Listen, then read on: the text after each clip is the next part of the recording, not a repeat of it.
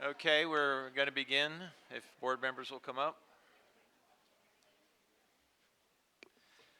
I call the regular meeting to order at 6 p.m. and announce that the board met in closed session and that the board took action on the following items. The board took action in favor to terminate a permanent classified employee. 2, the board took action in favor to non-reelect a probationary teacher, number 134739. The board also took action and unanimously approved by affirmative votes of all members present the appointment of the following administrators. Cheryl Sanchez for principal of Anna Kirchgater Elementary. Wendy Thompson for principal at Samuel Kennedy Elementary. Zachary Cheney, principal, Joseph Kerr Middle School. And Chris Rothenfels, half-time vice principal, half-time teacher in charge at Toby Johnson Middle School. Tonight's meeting is also being video recorded and will be available on the district's YouTube channel. There are blue cards available out front for anyone wishing to address the board. If you wish to address the board, please complete a card and hand it to a staff member at the table to my right. Be sure to complete the card and indicate whether the matter you wish to address is on the agenda or not on the agenda. If the matter is on the agenda, we will assume you wish to speak when it comes time to address that item on the agenda, and we will hold your card until that time.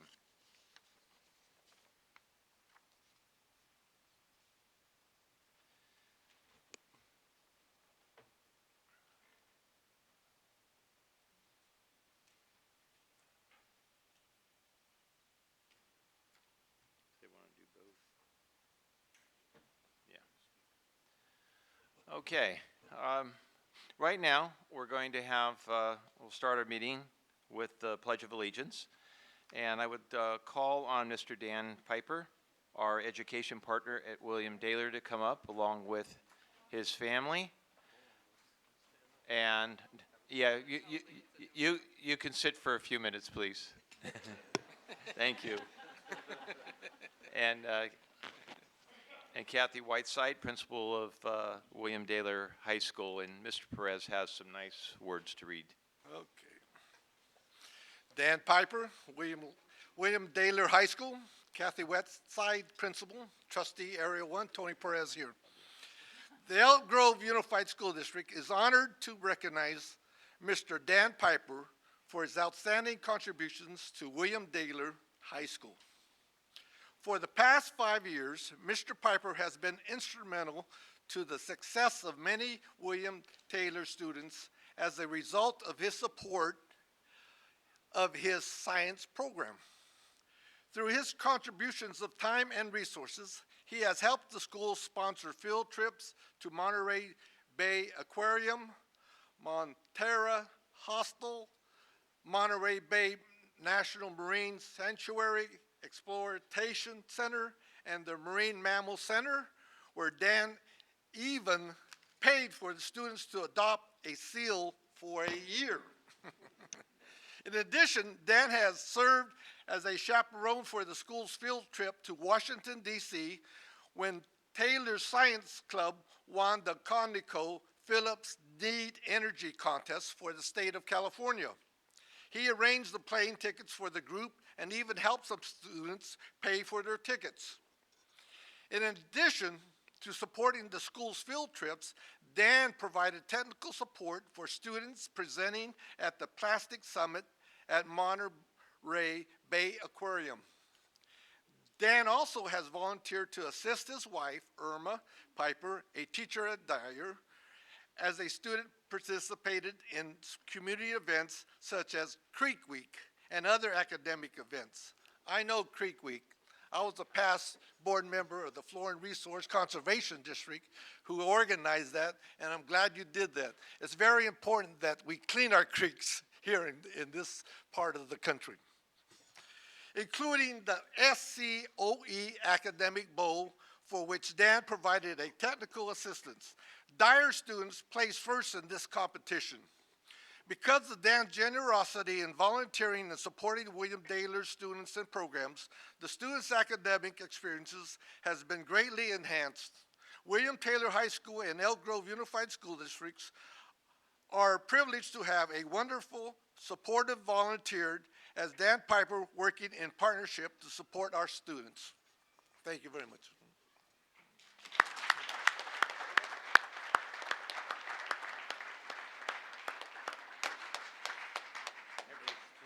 Everybody stand, salute, pledge.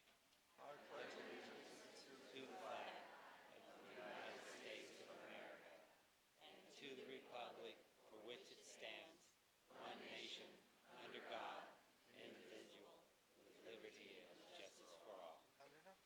Yeah, please go down. Do you have any comments you'd like to make? Well, it was fun doing it. Probably wouldn't have done it if it wasn't for my wife coaxed me into it. But yeah, it was fun doing it, and I was glad to do that stuff. I kind of forgot about some of that stuff. I'm like, oh yeah, that's right, I did that. Thank you. Appreciate your time.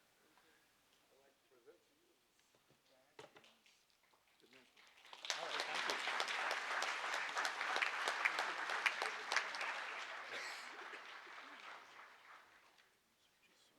Yeah, we'll pass those out.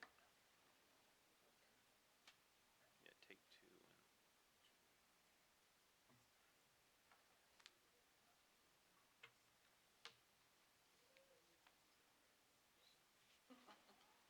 But not enough for everybody.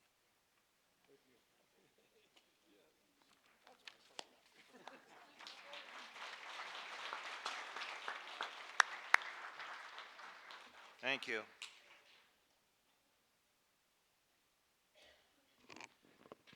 Okay, I had one oversight, and I'll announce that. We're going to move section 14, discussion action items, up after public comments. All right, next are our high school student representative reports. Tonight, we're fortunate to have Laguna Creek and Valley High Schools, and we will begin with Laguna Creek.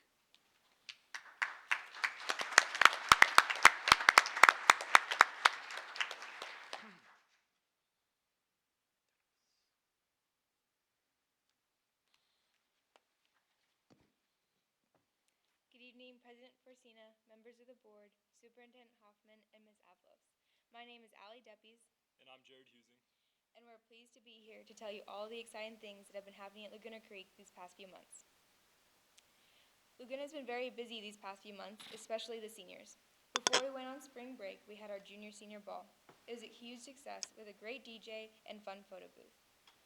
The next week, we had an egg hunt where ASB filled Easter eggs with candy and fun prizes, then spread them out throughout the campus for our students to run and grab. Seniors started their spring break with a senior trip to Disneyland. Our senior class had a blast celebrating their last year of high school with Mickey and his friends. Laguna recently held our annual Commitment Day, where seniors are recognized for their plans after high school, whether they plan on joining a junior college, a four-year university, or joining the armed forces. As well as Commitment Day, we had our biggest parent lunch day, where we had about 284 parents attend. Last week, we held our parent volunteer night, where we recognized our parents that have dedicated their time to help out our school and students. We have been very busy with PBIS activities these past few months. We have awarded students who were nominated Cardinal Red with a soda and popcorn. We also recently awarded Cardinal Red students with cotton candy. PBIS has been a huge success this year, and we hope to encourage it even more next year. Laguna is currently preparing for our annual Color Splash Dance that is this Friday. The Color Splash Dance is always a lot of fun and very colorful. The students get to throw packets of color up in the air while dancing to popular music. Laguna spring sports are just about coming to an end this week and the next. While including baseball, softball, tennis, track and field, swimming, and volleyball, most are playoff bound. Baseball has only lost one game in the league against McClatchy this season, and they have 2 games left. Their hard work at practice is paying off as they are on the road to playoffs. They are 10. They are 10-1 in the league and 15-7 overall. Softball is following the boys to playoffs after a successful 8-4 season. Their playoff game is to be held next week. The tennis team had an amazing season this year as they went undefeated 10-0. They won the Best of Sacramento Showcase tournament during their preseason and had just won the Metro League banner this past week. The team is about to have their first sections playoff match against either Besina or Vista del Lago on Thursday. Track and field has definitely had its ups and downs this season. They had lost their coach at the beginning of the season and received a new one just weeks before their first meet. After the new coach took over, they started to become a better team overall. The team sprints have done very well as well for the distance events, despite there having been several injuries. Overall, they believe that they became much closer as both a team and as friends. With the season not over yet, they can still be successful in the last leg. Swim has just participated in the championships this past week after a fantastic season. The girls won the Metro League banner and the boys placed third. Volleyball is coming to an end after a decent season. Like most of our spring sports, they have a new coach. He taught them new skills and refined old ones from previous years. They lost their game against Florin last Thursday. Sadly, that was the game that determined whether they went to playoffs or not. Their last game is against Johnson, which in fact is taking place right now. Laguna has been working hard with Harriet Eddy Middle School for setting up MYP, or Middle Years Program, which is an organization preparing kids for IB. Our juniors are very happy to be finished up their CASP testing this week. Currently, our IB seniors are studying hard for their IB test that has started May 1st and go until May 19th. We also have students preparing for their AP tests that are coming up. We wish all our students good luck with all their tests. Our academies really haven't done much since the last we talked, but they are all finishing up long-term projects and assignments. Our Sports Careers Academy, or SCA, has its students in the upper class log in hours for practicing taping skills and working at sports events to provide basic first aid care if needed. With there being 3 levels, each having the requirements of logging in more time, the students are just about complete with their hours and are wrapping up the rest of the year. SCA has also just had a field trip to hike at Sly Park. Even though some of the students lost their way, it was still a successful day in allowing for a great day in the wilderness. The SCA internships are also coming to a close. These internships for the select few allowed for them to get an experience at the Dignity Health Hospital here in Sacramento. They were able to see various treatments in the outpatient setting, such as wound care, massage therapy, and ultrasound therapy. Our Green Energy Technology Academy, or GETA, and the Manufacturing Production Technology Academy, MPTA, are just about complete with their tiny homes that we have been reporting on for the duration of the school year. As a reminder, these miniature homes are built with the intention of giving veterans a home while they get back on their feet after serving our country. These homes are powered by solar panels provided by GETA, while construction is provided by the MPTA. I would like to thank you for allowing me to present to you over the past 2 years. I would also like you to know I will be furthering my education at Cobb Poly SLO next year, majoring in liberal studies. Thank you for your time. Thank you.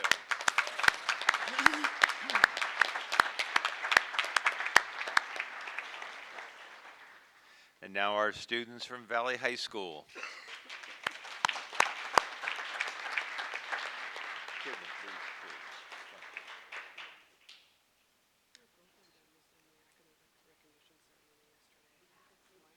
Be the white shirt. Yeah. Oh, my bad. That was pretty loud. Yeah. Also, if we look really tired, it's because we just took the AP Physics exam. So bear with us a little here.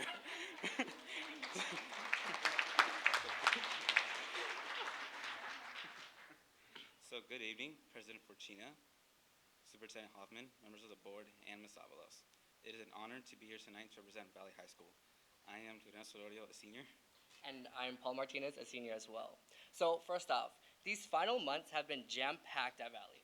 Not only did we celebrate our final Block V of the year for our high-achieving students, big thanks to Dr. Limoges, by the way, if he is in the room, but Valley also held its first color splash, in which students threw coloring powder at one another in the pouring rain. And it took Leo almost a week to get the orange powder out of his hair. I'm just gonna let you know. This past Saturday, we held our junior-senior ball at the California Automobile Museum downtown. The Let the Good Times Roll themed dance featured great food, music, and decorations that ensured that all of our Vikings had a memorable experience. Of course, we can never show up here without mentioning our stellar students and staff. Firstly, our ROTC program won third place on regulation drill at the Northern California Drill Meet. We also want to give a huge shout out to the Brainiac students who attended the recent field trip to Facebook headquarters for maintaining great academic and attendance track records. Valley would like to thank Assemblymember Cooper for helping to orchestrate the event, as well as Superintendent Hoffman, Dr. Limoges, Ms. Penna, Mr. Perez, and Mr. Madison for attending the celebratory assembly for the trip. And of course, we want to give a huge shout out to all the teachers who make Valley great in recognition of the upcoming Teachers Appreciation Week. In addition to our appreciation speech, we will continue to surprise our staff members throughout the week with treats and gifts to show them how much they are loved by the Valley students. We can't forget about our athletics, our spring athletics that is, kicked off by our Blacklight Rally. After a strong season last year, our tennis team took some big hits this year. They're a very young team, which rallied their hardest and are closing up their season. Speaking of big hits, by the way, our baseball team had one of its best seasons in the past 10 years. Sweeping and walking off teams unlike past years, they have soared their way to a potential 4th place spot, just missing playoffs. Thank you, Laguna. The season was highlighted by the longest win streak and most wins accumulated in any other season. They will close their season this Friday at their senior night against Florin. Their softball team tried their best as well, but could not close like they wanted. They will end their season with their senior night this Thursday. Our volleyball team proved strong by beating Sheldon earlier in the season, but got into a slump they just couldn't dig themselves out of. Our swim team, I like that, our swim team just closed their season at the Metro League Championships, where multiple members placed in top positions, and our track and field team is looking forward to the Metro League Championships tomorrow and moving on to subsectionals. If they do well, multiple relay teams will be eligible for Masters. So as the year winds down, we want to shine a bright spotlight on all our students who are slogging through AP tests and finals and everything in between. We particularly want to give a huge shout out to our Viking seniors. With graduation coming up in just a few weeks, well, 2 weeks, 6 days, 13 hours, 5 minutes, but who's counting? Yeah, we're counting. They are determined to end the year Viking strong. We congratulate all the seniors that received Gear Up Trust Awards and scholarships from the Agua Regional Scholarship Foundation. We also congratulate all the seniors who will be continuing their education into college. As seniors ourselves, this will unfortunately be our last speech to you all. However, we do want to recognize our 2 board members for next year, Kazima Rashid and Alejandra Galicia, right there in the back. We want to thank you, though, personally, the board members, and all the amazing staff here at the district office for having us and putting up with our early growing pains and the lame jokes. We could not have asked for a better audience, so thank you. And we also have complimentary shirts to give each and every one of you. Leo. Wow.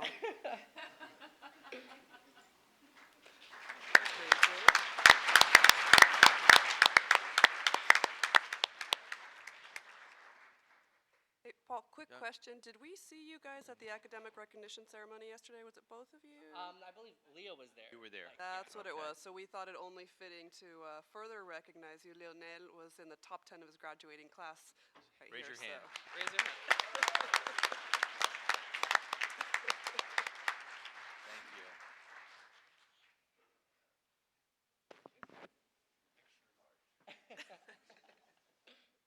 Love it. I'll model.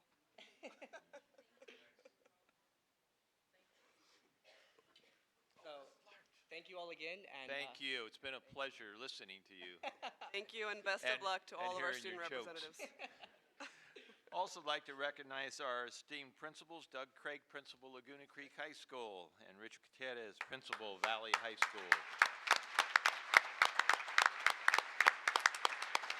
All right, again, students, thank you, and feel free to go when you choose, and we do appreciate your presentations and your service to the district and the schools. Thank you. All right, next, I'd like to call on Ms. Donna Cherry for elementary student history presentation from C.W. Dillard Elementary School. And here are our kids.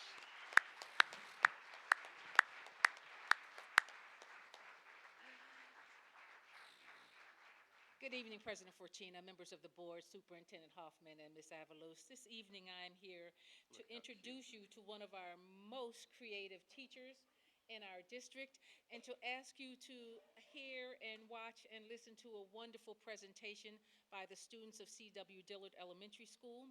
If you do not already know him, this is Mr. Matt Morris. Matt has been a teacher for 29 years in our district, and 19 of those years he has spent at C.W. Dillard Elementary School. Yes.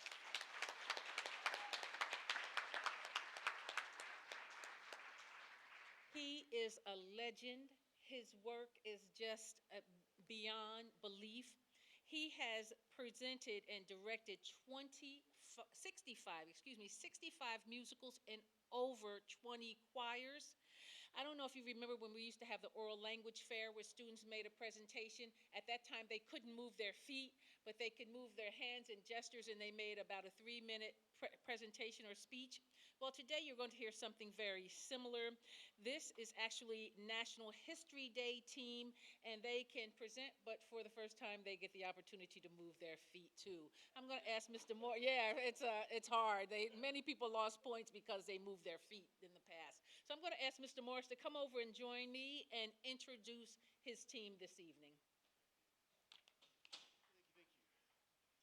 It's an honor for any time students can perform at the board meeting, it's an honor. And it's always nice to start off a board meeting with something where the students can perform. It's a great way to start, because that's why we're here. The National History Day competition actually started in 1974, which was the year I graduated from high school, but don't try to think how old I am. But it was mostly on the East Coast. And it was a huge event on the East Coast and east of the Mississippi River. And it's just been recently that the West Coast has started to get the National History Day going. There's different events in the National History Day. These students are going to be doing the junior performance, which has a maximum of 5 students and a maximum of 10 minutes in their presentation. Back in September, raise your hand when I call your name. Ellie, Cora, Lila, and Serena came to me and said, Mr. Morris, we would really like to do something National History Day in kind of how you used to do the old Lower Language Fair. And I said, that's great. And then, but the difference is they have to write it. They have to write the speech. It's all part of it. They have to search and investigate, and they wanted to do it have it rhyme. And so these students decided to do it on the Revolutionary War, the different things that led up to the Revolutionary War, and they decided to do it on the acts passed by British Parliament that kind of contributed to the war starting, one part of it. And so they studied. They know the acts backwards and forward. They know every one of them. And then to find words that rhymed with this. And so it was going to Google, putting in a word, see what would rhyme, if it would work with the thing. So it took them about 3 months to write this speech. And I wanted, because you could have 5, I wanted a boy to be in it, just one boy. And so they voted, and they wanted Sean, and in a moment you'll see why Sean was voted for. And also, I wanted to have an alternate because if somebody got sick or had a conflict, we needed to have somebody set in. And they all thought that Abby Woodfill was the most amazing, well-rounded kid in the world. So Abby knows all their parts, just in case somebody's sick. And so I want Abby to get a hand. She's not going to perform, but she knows all their parts. This Saturday, they'll compete in the state competition at William Jessup University in Rockland. At the county competition back on March 6th, they had the highest score in the county, and which is kind of neat because they compete against 6th, 7th, and 8th graders. So that they need to feel very good about this. And if they are one of the top 2 at the state, they would go on to the national competition, which is in Baltimore, Maryland, in middle of June. So I can't tell you how proud I am of them. It's been a joy, and to see these kids going off to 7th grade, we'll miss you. Let's give them a show, okay?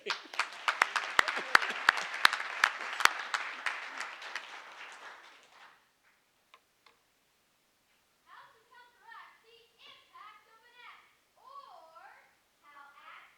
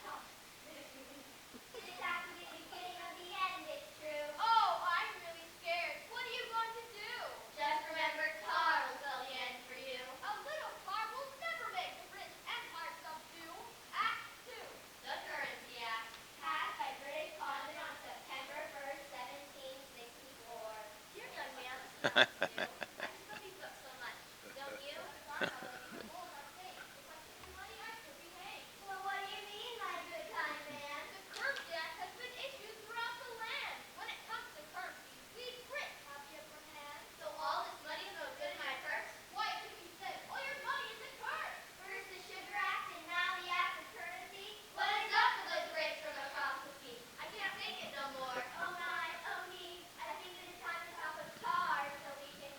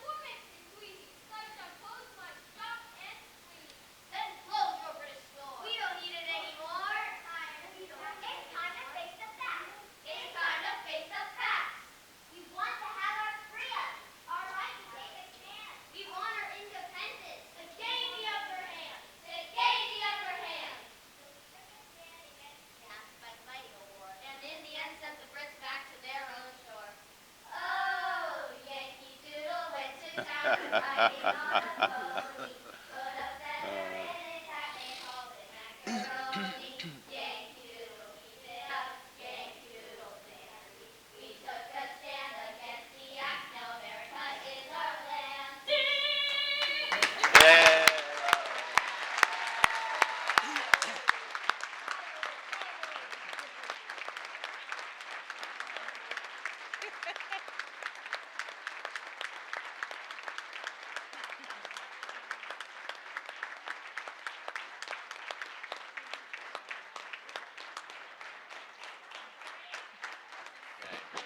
Fantastic performance. That was great. Great job. I would be remiss if I did not introduce Principal Sandy Weiss. Thank you, Sandy, for all of your hard work and dedication. Mr. Matt Morris, Elaine, Cora, Sean, Lila, Serena, and Abigail. Thank you so much for the great history lesson. Thank you. Super.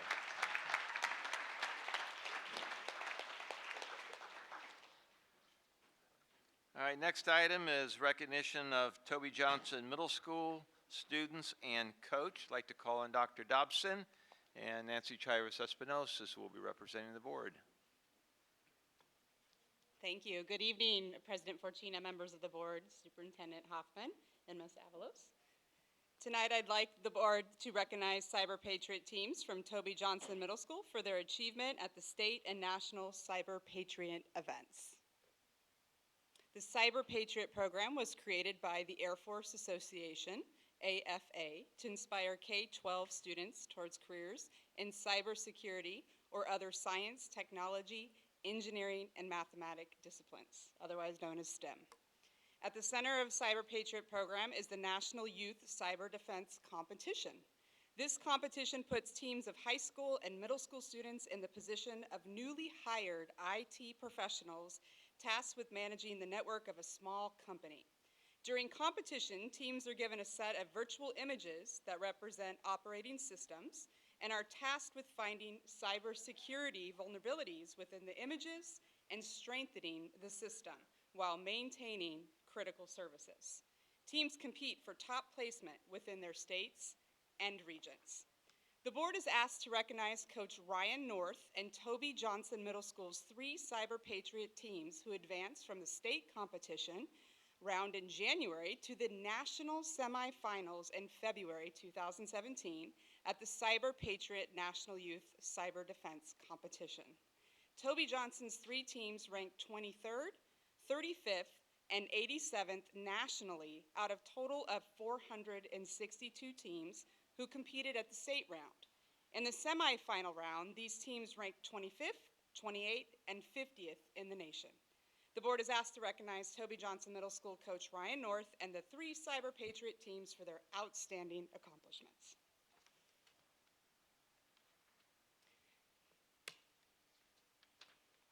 I'll start with the Turtlefish team.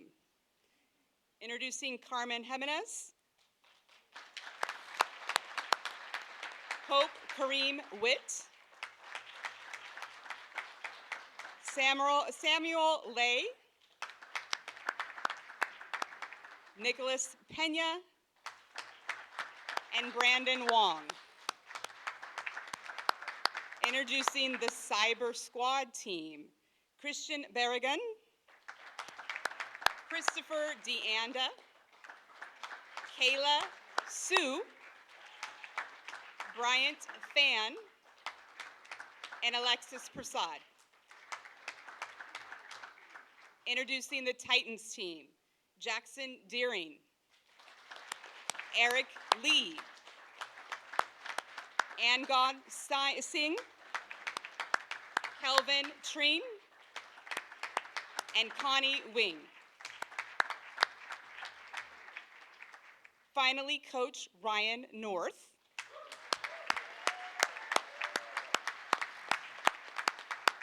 And I would also like to call up Principal Patrick McDougall.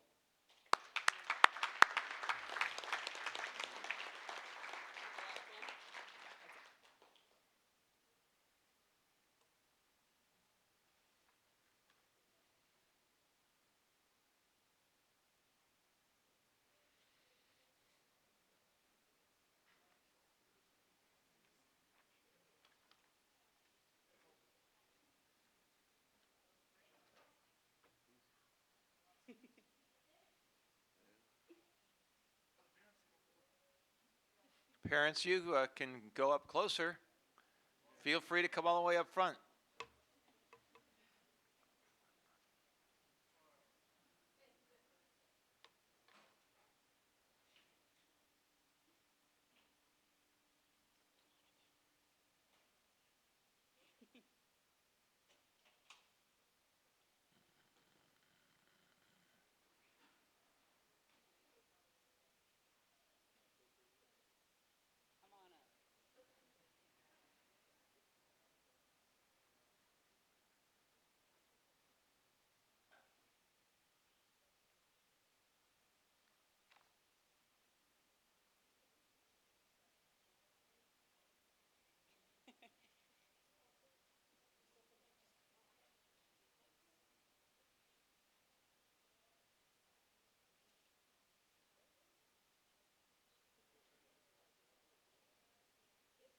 Good?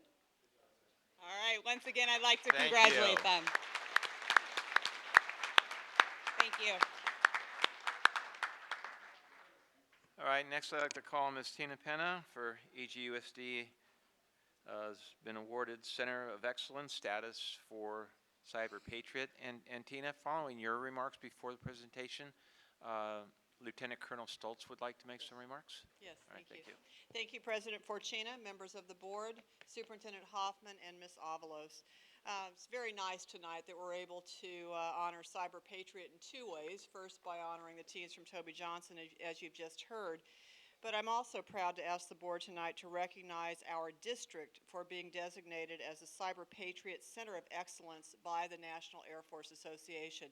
Dr. Dobson gave you the background of the formation of the Cyber Patriot National Youth Cyber Education Program by the National Air Force Association and talked a little bit about the competitions in which our students participate, which results in their tremendous accomplishments and also in the designation of Elk Grove as a Center of Excellence. By way of history, the Cyber Patriot program first began in Elk Grove in 2011 with a single team at Elk Grove High School, and that team was coached by Mr. Sean McNally. Since then, the program has expanded to 21 teams at 7 district schools, 2 district schools, Catherine Albiani and Toby Johnson, and Cosumnes Oaks, Florin, Elk Grove, Laguna Creek, and Monterey Trail High Schools. The Cyber Patriot Center of Excellence program recognizes educational institutions, government organizations, and other entities for their exceptional support in supporting the Cyber Patriot program and in promoting STEM and cyber education. These centers receive additional consideration from the Cyber Patriot program in terms of piloting new programs and processes, and they are also eligible for additional sponsor support such as grants and internships. Centers of Excellence also receive regional and national media attention from the Cyber Patriot program. The Elk Grove Unified School District was awarded the Center of Excellence status by the National Air Force Association for its excellence and success in the National Youth Cyber Education Program. With the leadership and coordination of Mr. Sean McNally, our district has been designated as the nation's newest Cyber Patriot Center of Excellence. Tonight, I ask the board to recognize and commend Sean McNally for his efforts leading to this outstanding achievement, and also recognize the coaches of the district's 21 teams who share in this recognition. Thank you, Tina. Lieutenant Colonel Stoltz? Lieutenant Colonel?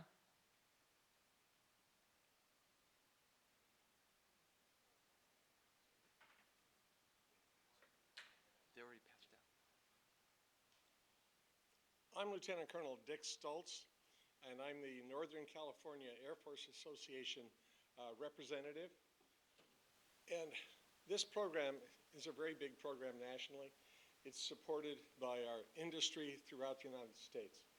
And I just got to say that Elk Grove and Sean McNally and the teachers have been the spark plug in the local area.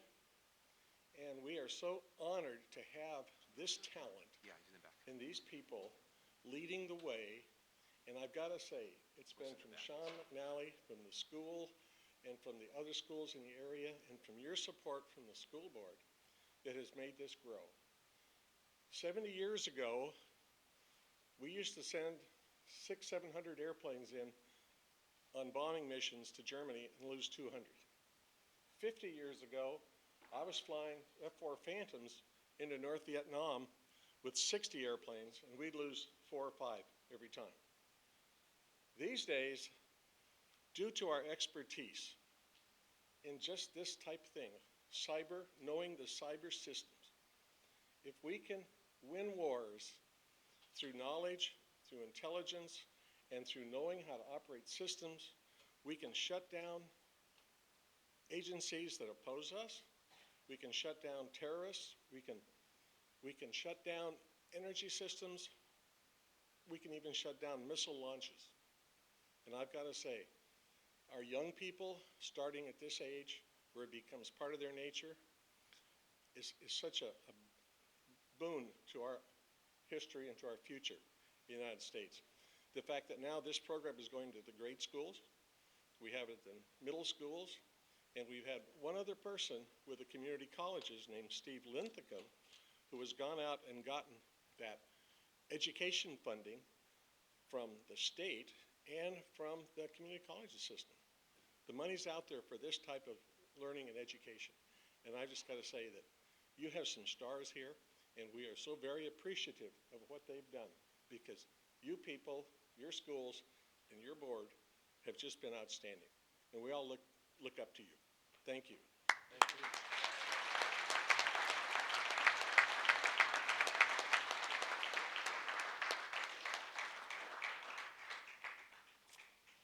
So at this time, I'd like to ask Sean McNally to come forward.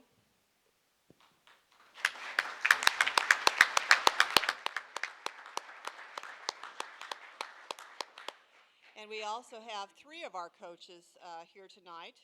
Gary Chu from Albiani Middle School. Mr. Chu.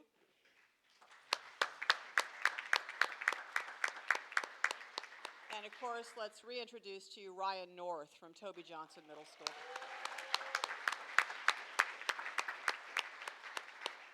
There are other coaches who could not be here, but let me at least mention them, and let's acknowledge them for their efforts. Melissa Hale from Cosumnes Oaks High School, John Cronin from Florin High School, Jim Friedrich from Laguna Creek High School, Skip Brewer from Monterey Trail High School, and Frank Foster from Sheldon High School. Congratulations to all.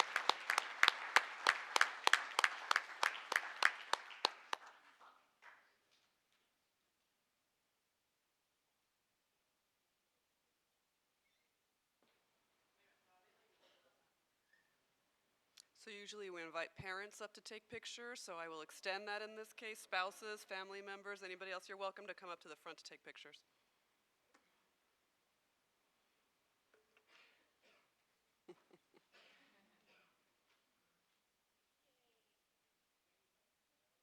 You can step in front of the white tables, it's okay.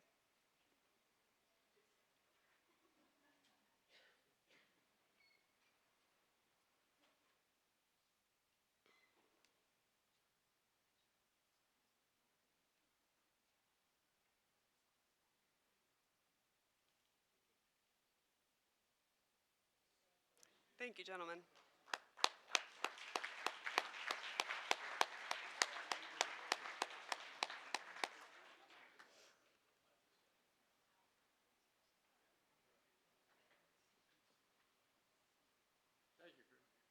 Thank you, Colonel. Melody.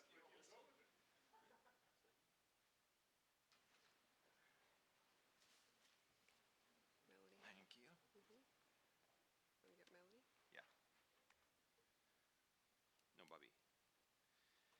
All right, next is 2017 Future Business Leaders of America, section and state competitions, student coach recognition. Again, Dr. Dobson and Bobby Singh Allen will be representing the board. Good evening again. The Board of Education is asked to recognize and congratulate students from Cosumnes Oaks High School for their participation and achievement at both the 2017 FBLA section and state competitions. Future Business Leaders of America, Phi Beta Lambda, FBLA PBL, is the premier student business organization in the world. Each year, FBLA helps over 230,000 members prepare for careers in business and business-related fields. High school students explore college and career opportunities through a number of co-curricular educational programs. Members take part in academic competitions, networking events with accomplished business professionals at conferences, and community service projects. FBLA's National Awards Program gives students the opportunity to compete against the best of the best in over 60 academic events that cover technology, public speaking, business, finance, management, and more. Cosumnes Oaks High School FBLA team competed at the Northern Section Leadership Conference held in Susanville in February 2017 and advanced to state competition in Sacramento in April 2017. Of the 21 students who advanced to state competition, 1 student placed 3rd in the job interview event and will now advance to the national competition in Anaheim, California in June 2017. In addition, a Cosumnes Oaks 11th grader was named as the new 2017-18 VP of California Northern Section. The board is asked to recognize Cosumnes Oaks High School FBLA team members and their coach, Emalinda Joy Garibaldi, for awards received during the 2017 FBLA section and state competitions. Representing the team, students, we have Byron Kai with a 3rd in Sports and Entertainment Management in the Northern Section competition.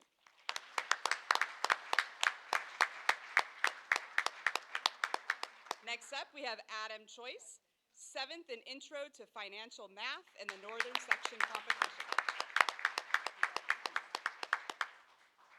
Joshua Hames, a 2nd in Global Business and a 3rd in Healthcare Administration.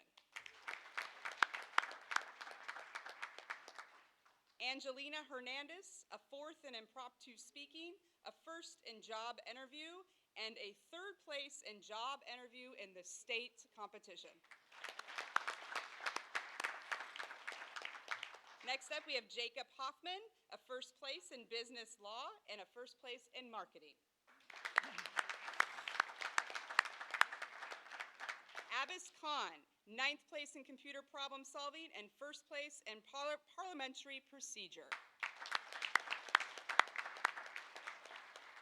Tim Lamb, a 10th place in Computer Problem Solving and 7th in Cybersecurity.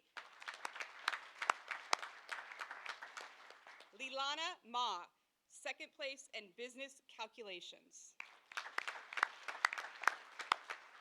Cesar Martinez, 3rd place in Sports and Entertainment Management.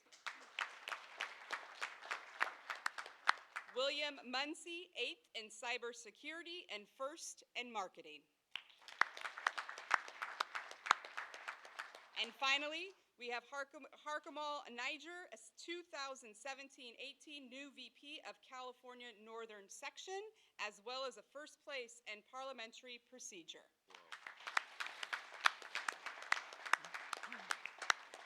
I'd also like to invite up Vice Principal Troy Gassaway.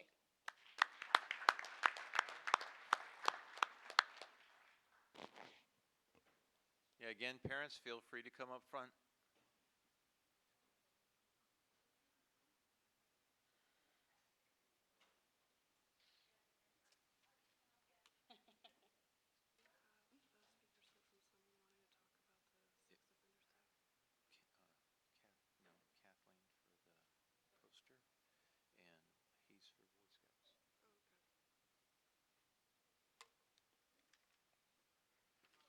Kathleen for the poster, and he's for Boy Scouts. You're not done.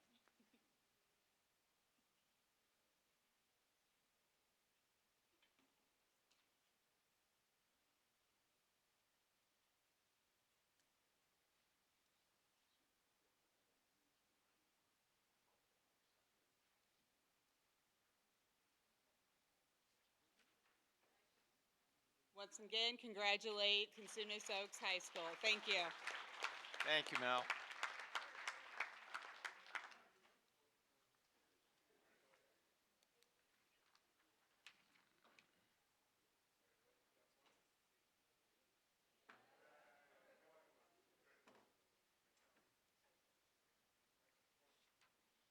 All right, thank you again. Great work. All right, next, we have a few resolutions. First is for Classified Employees Week, Mr. David Riley. And Ms. Jennifer Ballerini.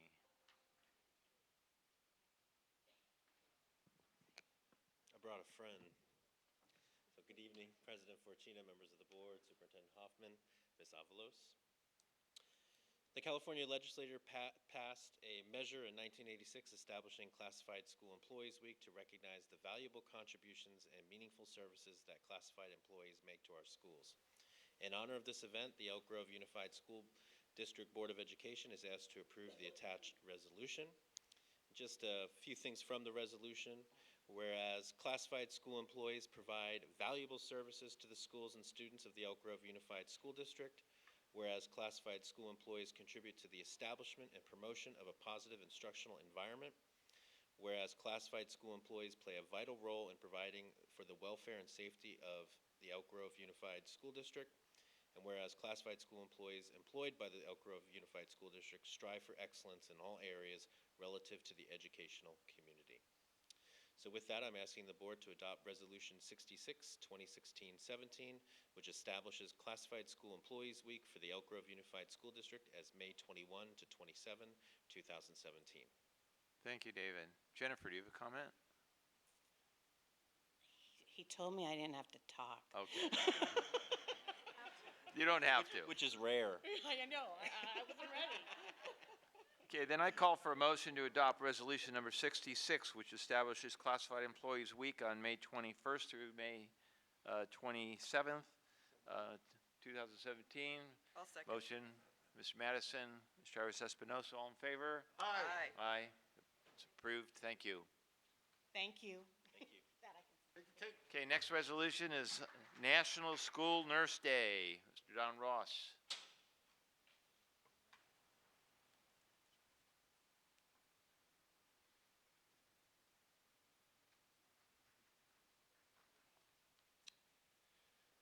Good evening, President Fortuna, members of the school board, and Superintendent Hoffman and Ms. Avalos. I want to thank you for taking the time tonight to recognize our fabulous work of the school nurses. And if you don't mind, I'd like to call them up so they can be here with me tonight. Definitely. So our health coordinator, Ms. Karen Jones-Chrisman, and then our school nurses, Ms. Liz Caveau, Paula Gonzalez, Cindy Dawkins, and Janet Mazur. Please come on up.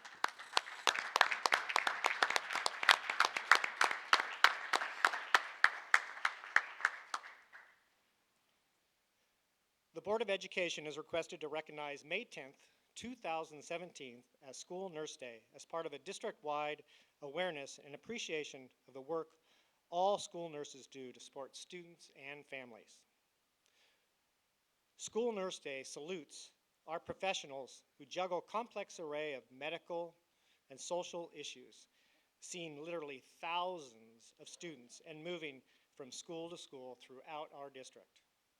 A typical schedule can encompass immunizations, healthcare screenings, hearing and vision testing, dealing with home accidents, dealing with diabetes, asthma, student obesity, special needs like tube feedings, preventing the spread of disease through blood exposure, and the fallout from mental, emotional, and social problems, and even helping students who are homeless or whose parents are incarcerated. For some students, the school nurse is the only healthcare professional they will see. In recognition of the important role that our school nurses play in the success of all students, Elk Grove Unified School District Board of Education is asked to approve a resolution recognizing May 10th as School Nurse Day. Thank you. Thank you, Don. Okay, I call for a motion to adopt Resolution number 75 to recognize May 10, 2017 as National School Nurse Day in Elk Grove Unified School District. So moved. Moved by Mr. Perez, second by Ms. Allen. All in favor? Aye. Opposed? We approved. Thank you.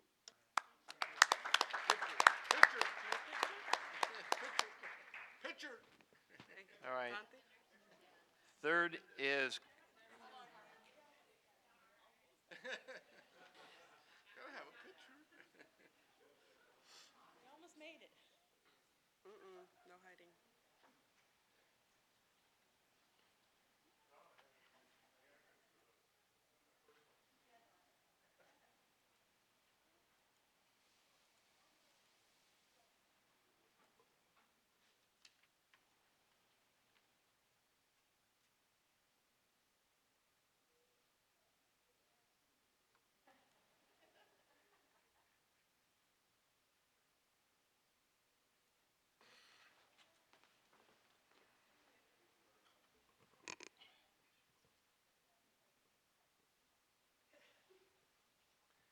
Okay, our next resolution is confirmation of a safe and positive learning environment for all.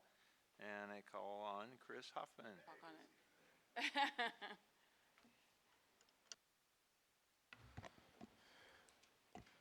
Thank you, Mr. Forcina.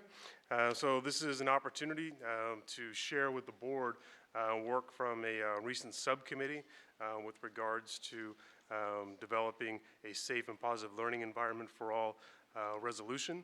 So the subcommittee did do the work, and I'm sure some of them will comment moving forward. We also took time to share with our employee organizations. We talk a lot about the Partners in Education, the PI group, and they all shared in reviewing and providing feedback with regards to the resolution. So this truly is a resolution that represents all in Elk Grove Unified. So with that, I'll turn it over to subcommittee members who would like to comment. Mr. Forcina? Yes, go ahead. I'd love to provide some comments. So first and foremost, I do want to thank our partners in education because we really wanted this to be a collaborative process, not just a board policy, but something or a resolution, but really include our district. And we do believe this resolution reflects who we are at EGUSD. You know, we reviewed 10 different resolutions, maybe more, over the course of the last month and a half. I've actually been looking at it for much longer than that when I first brought it to the board. I think what you see before you is an excellent product that reflects, again, and reaffirms the commitment that we provide in our school district, which is a safe and positive learning environment for all students. And so there's a lot of, you know, I don't need to necessarily go through all of the different whereases, but I think we can read those for ourselves. But again, I do want to thank our partners in education, and specifically Elk Grove Education, that also collaborated, not only took our resolution and supported it, but also launched the campaign of "This school is a safe school zone" with those lovely posters, boards that are throughout our schools. So I want to thank you and recognize EGEA as well in partnering with us and, again, reaffirming what our school district does for our children. So, and then thank Mr. Forcina and Ms. Martinez-O'Leary for participating in this process. Okay. And, Ms. Charis Espinosa?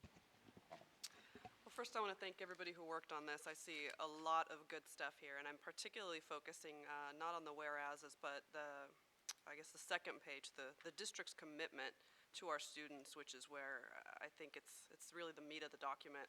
I see a lot of what I had hoped to see here, so thank you for that.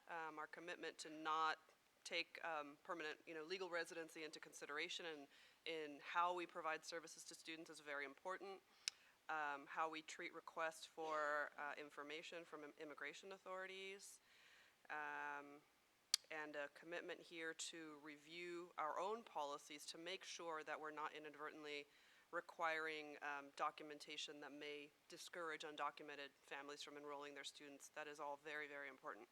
There's one area where I think we can and should do better, and that's, again, I think I'm on page 2, bullet number 5. It says, district personnel shall not allow any immigration enforcement officer or agent to enter a school site without first signing in with the school administration and making a request to enter campus.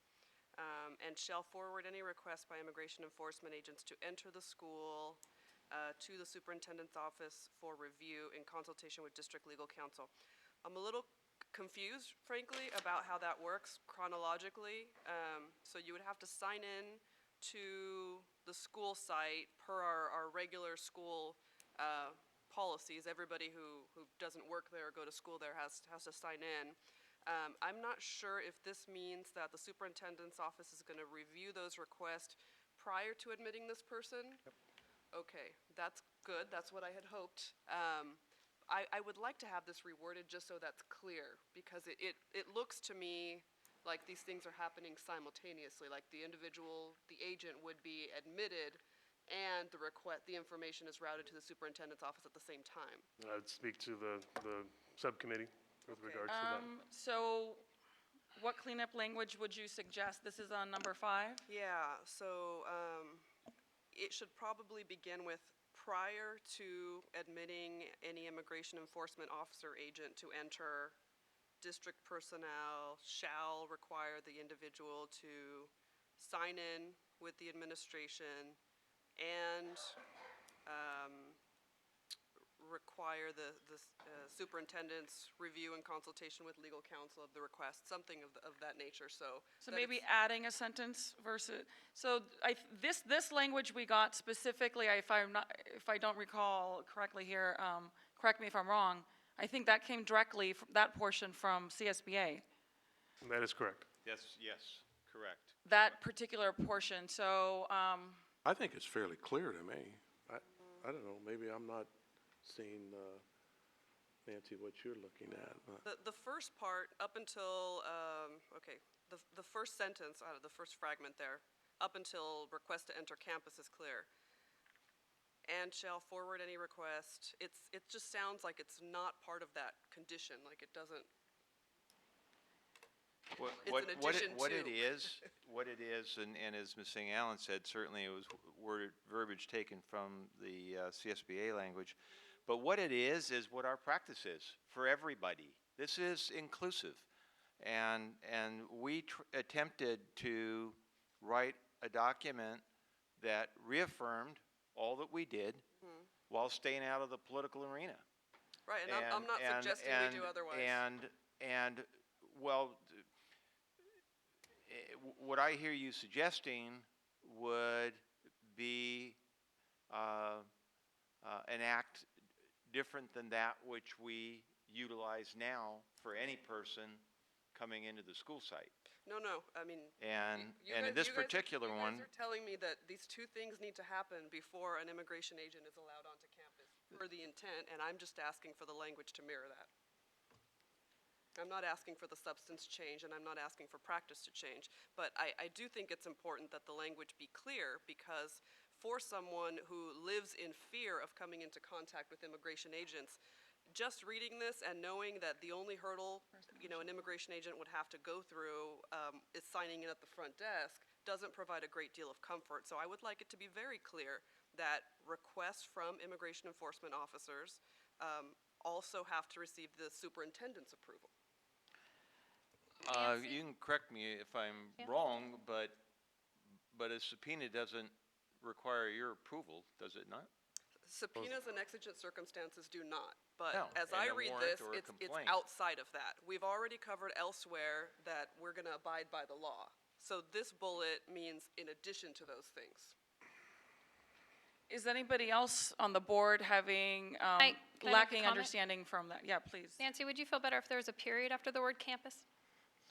District personnel shall not allow any immigration enforcement officer or agent to enter a school site without first signing in with the school administration and making a request to enter campus, period. And Would that clarify it for you?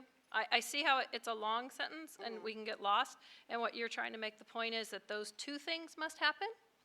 So if we added a period instead of making that a comma, do you think that would clarify it to your?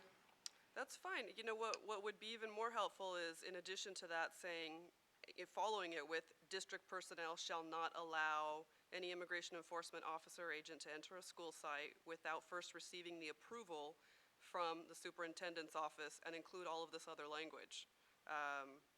After forwarding the request, including subpoenas, petitions, all of that, a consultation with legal counsel.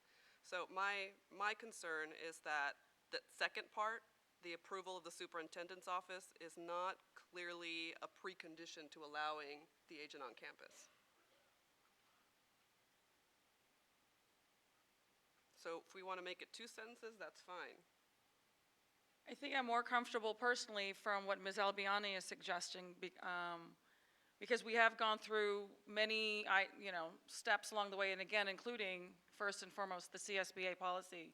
So I don't necessarily want to be the one changing that, but if there is ambiguity of what is trying to be communicated, if it requires an extra, a comma or a period to make it clearer, otherwise I feel like we may have to go back and get the same set of eyes and ears to make sure that that is a universally understood of what, because like I said, we have gone through several, so I understand what you're saying, but I don't know in terms of where the board is on this. I'm comfortable with adding a period to make it clear, but personally, I think it speaks for itself, but that's me. Yeah. I'm concerned that a period alone actually makes it worse because you further separate that second condition from So allowing let's the agent see. onto campus. Forward by request. And other feedback from board members?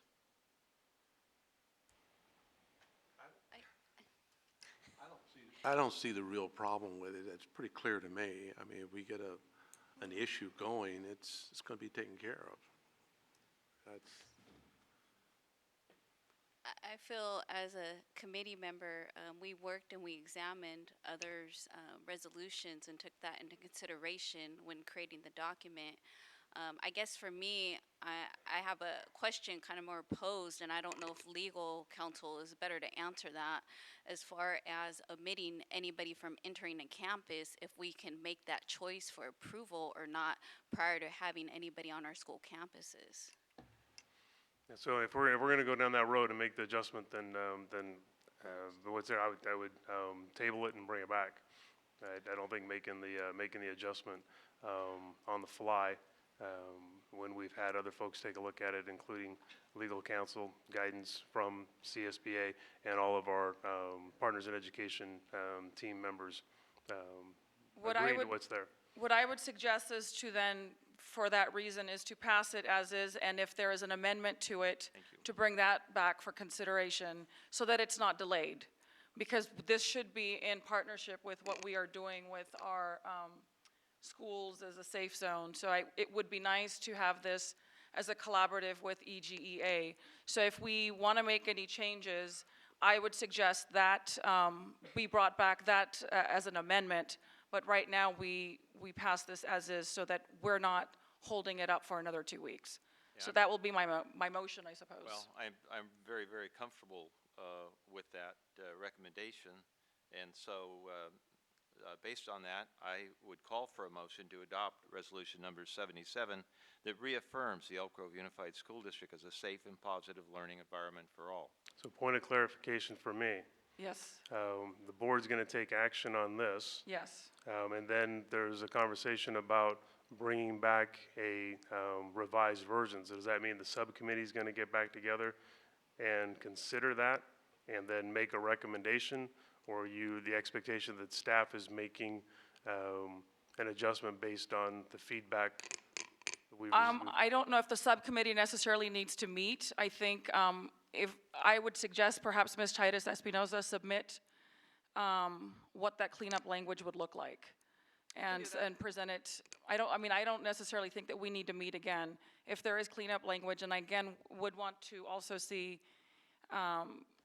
in comparison to what that looks like with CSBA and CDE, only because if that hasn't been raised through other agencies, then it's not so much of as to why it hasn't been raised, but I don't want it to create some other legal issue per se and get into that sort of unintended consequences. Yeah, So- I should just comment, I'm very familiar with the legal Yeah. issues, and from what I'm hearing from you, I'm not suggesting anything substantively different than what you already think this Right. language says. This bullet goes to the heart of what those posters are about. Right. So if you guys want to pass a resolution just to time it with handing out posters, that's fine, but to the people who are actually affected by this language, this matters.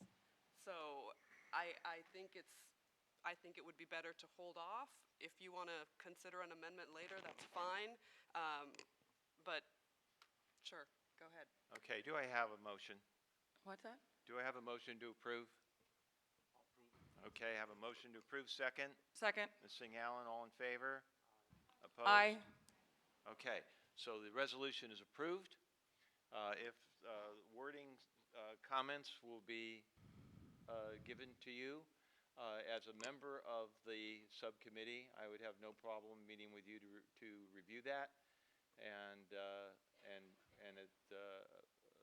So the board president, so for my clarification, the board president perhaps will, Representing the subcommittee. the subcommittee, to work on, looking at a revision of that one number Yes. 5, and would bring forth suggested language for board consideration for possible change. very good. So would it be up to the board president and the superintendent to decide whether it would come forward or not? The board president representing the subcommittee, unless you, yeah, that's right, you and me. So the decision could be made that the language reads fine and not, I'm making sure I'm clear what's being brought forward. 'cause Yeah, we had a- if you and I agreed that nothing was gonna come forward, then nothing would come forward.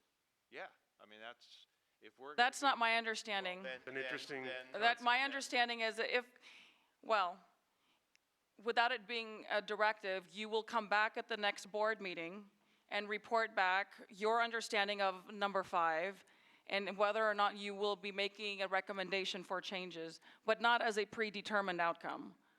Oh, right, Yes, oh, right, okay. yeah, All right, I just wanted to be clear. okay, that's fine. Okay. But I do want to respect the partners in education and the process that we've done over the last 6 weeks to 2 months. Okay, and that's what I'm And very, that's why very I do wanna sensitive move to. it, yeah.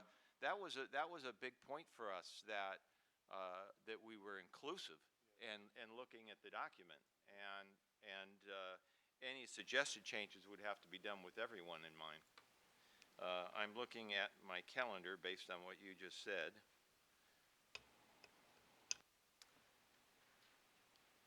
So for planning purposes, you'll have the proposed language from me before the end of the day.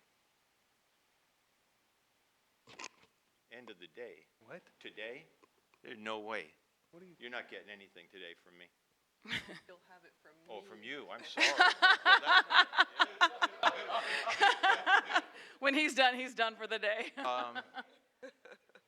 And then Ms. Titus Espinosa, if I would also ask if there is, again, we looked at several resolutions. If it is inconsistent with CSBA, I would like to know, and then if there is a system to fix it there as well. I would just be curious. We'll see. So more of just food for thought on my end. Done on that one, or what are you doing? Well, I'm looking at my calendar, and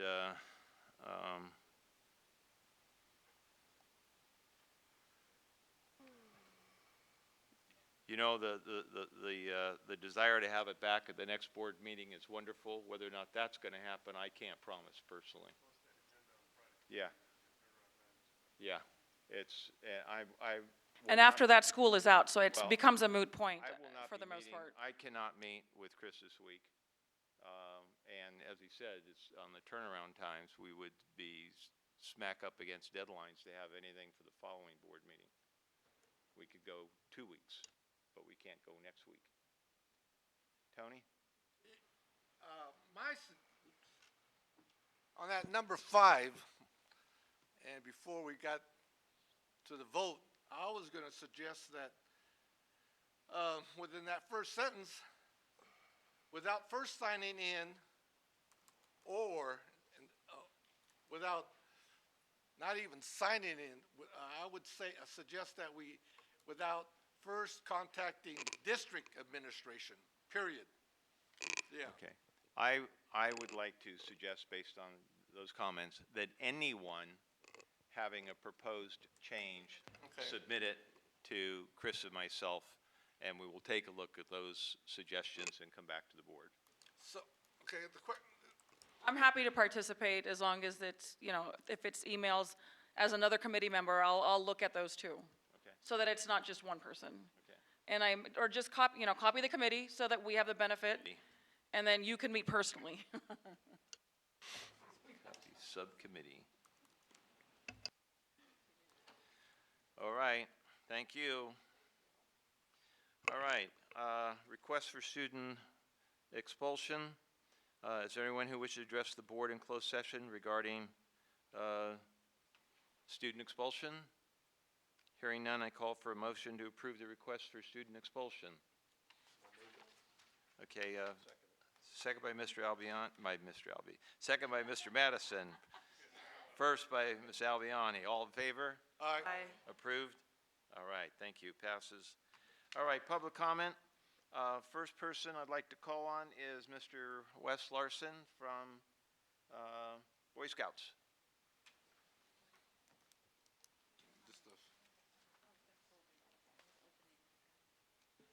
Good evening, folks. My name is Wes Larson. I want to Thank you, Mr. President, and members of the Elk Grove Board, and Mr. Superintendent. I have three reasons I want to thank you for giving me a few minutes to make some remarks. I have three reasons. I wanted to introduce myself. I'm the Director of Community Relations for the Boy Scouts here in the Sacramento area. Secondly, I shared with you a packet of information. I'll leave that for you. I wanted you to know that last month in our annual report to the state, we presented a report to the governor and constitutional officers and legislative leaders. I wanted to share that information with you so you'll know what is occurring in scouting across the state of California. There's some other information that would be helpful in how the school board could help scouting. Third, I have an ask. I recognize when I say scouting, I'm talking about, obviously I'm with the Boy Scouts, but also Girl Scouts here. We collaborate both with girls and boys, and we want to be partners with them. We kind of view ourselves, we view ourselves as partners with you in education. We view what you teach in the classroom, we do in the outdoors with, in our case, with boys, with leadership, character, citizenship, physical fitness, environmental stewardship, to name a few things.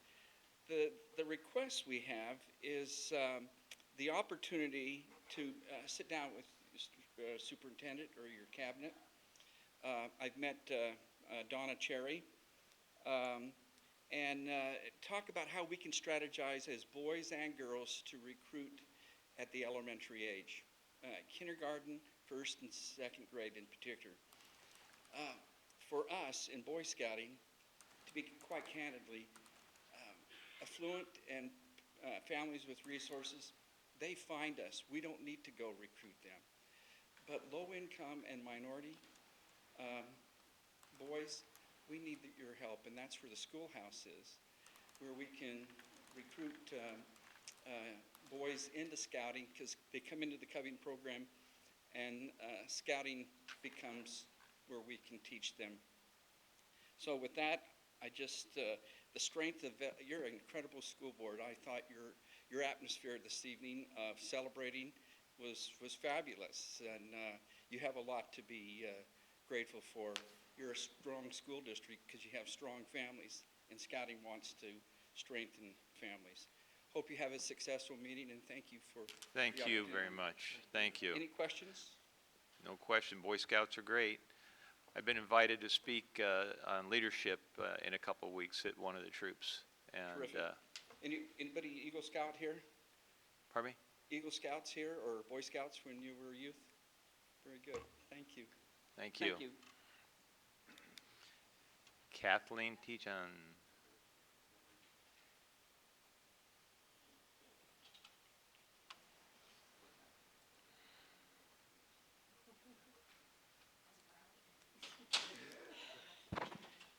Good evening, President Fortuna, members of the board, Mr. Hoffman and Ludi.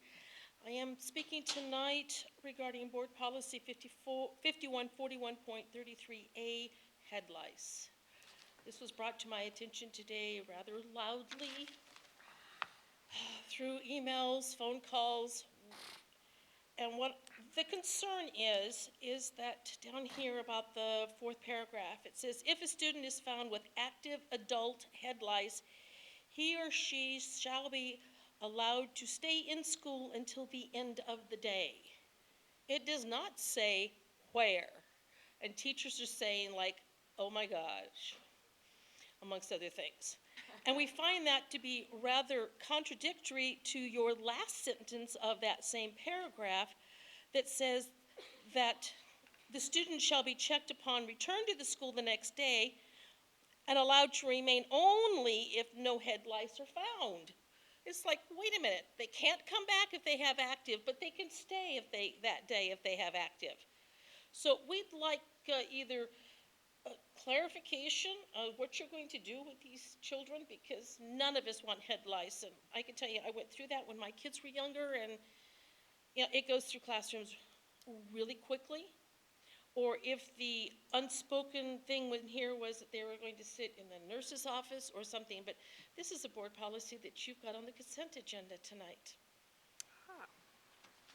Thank you. Can we have a clarification on that? Yeah, we just recently, if you think, if there's specifics on Mark or that. Don, or either of you, I know you guys, we've dealt with this a couple different times, so.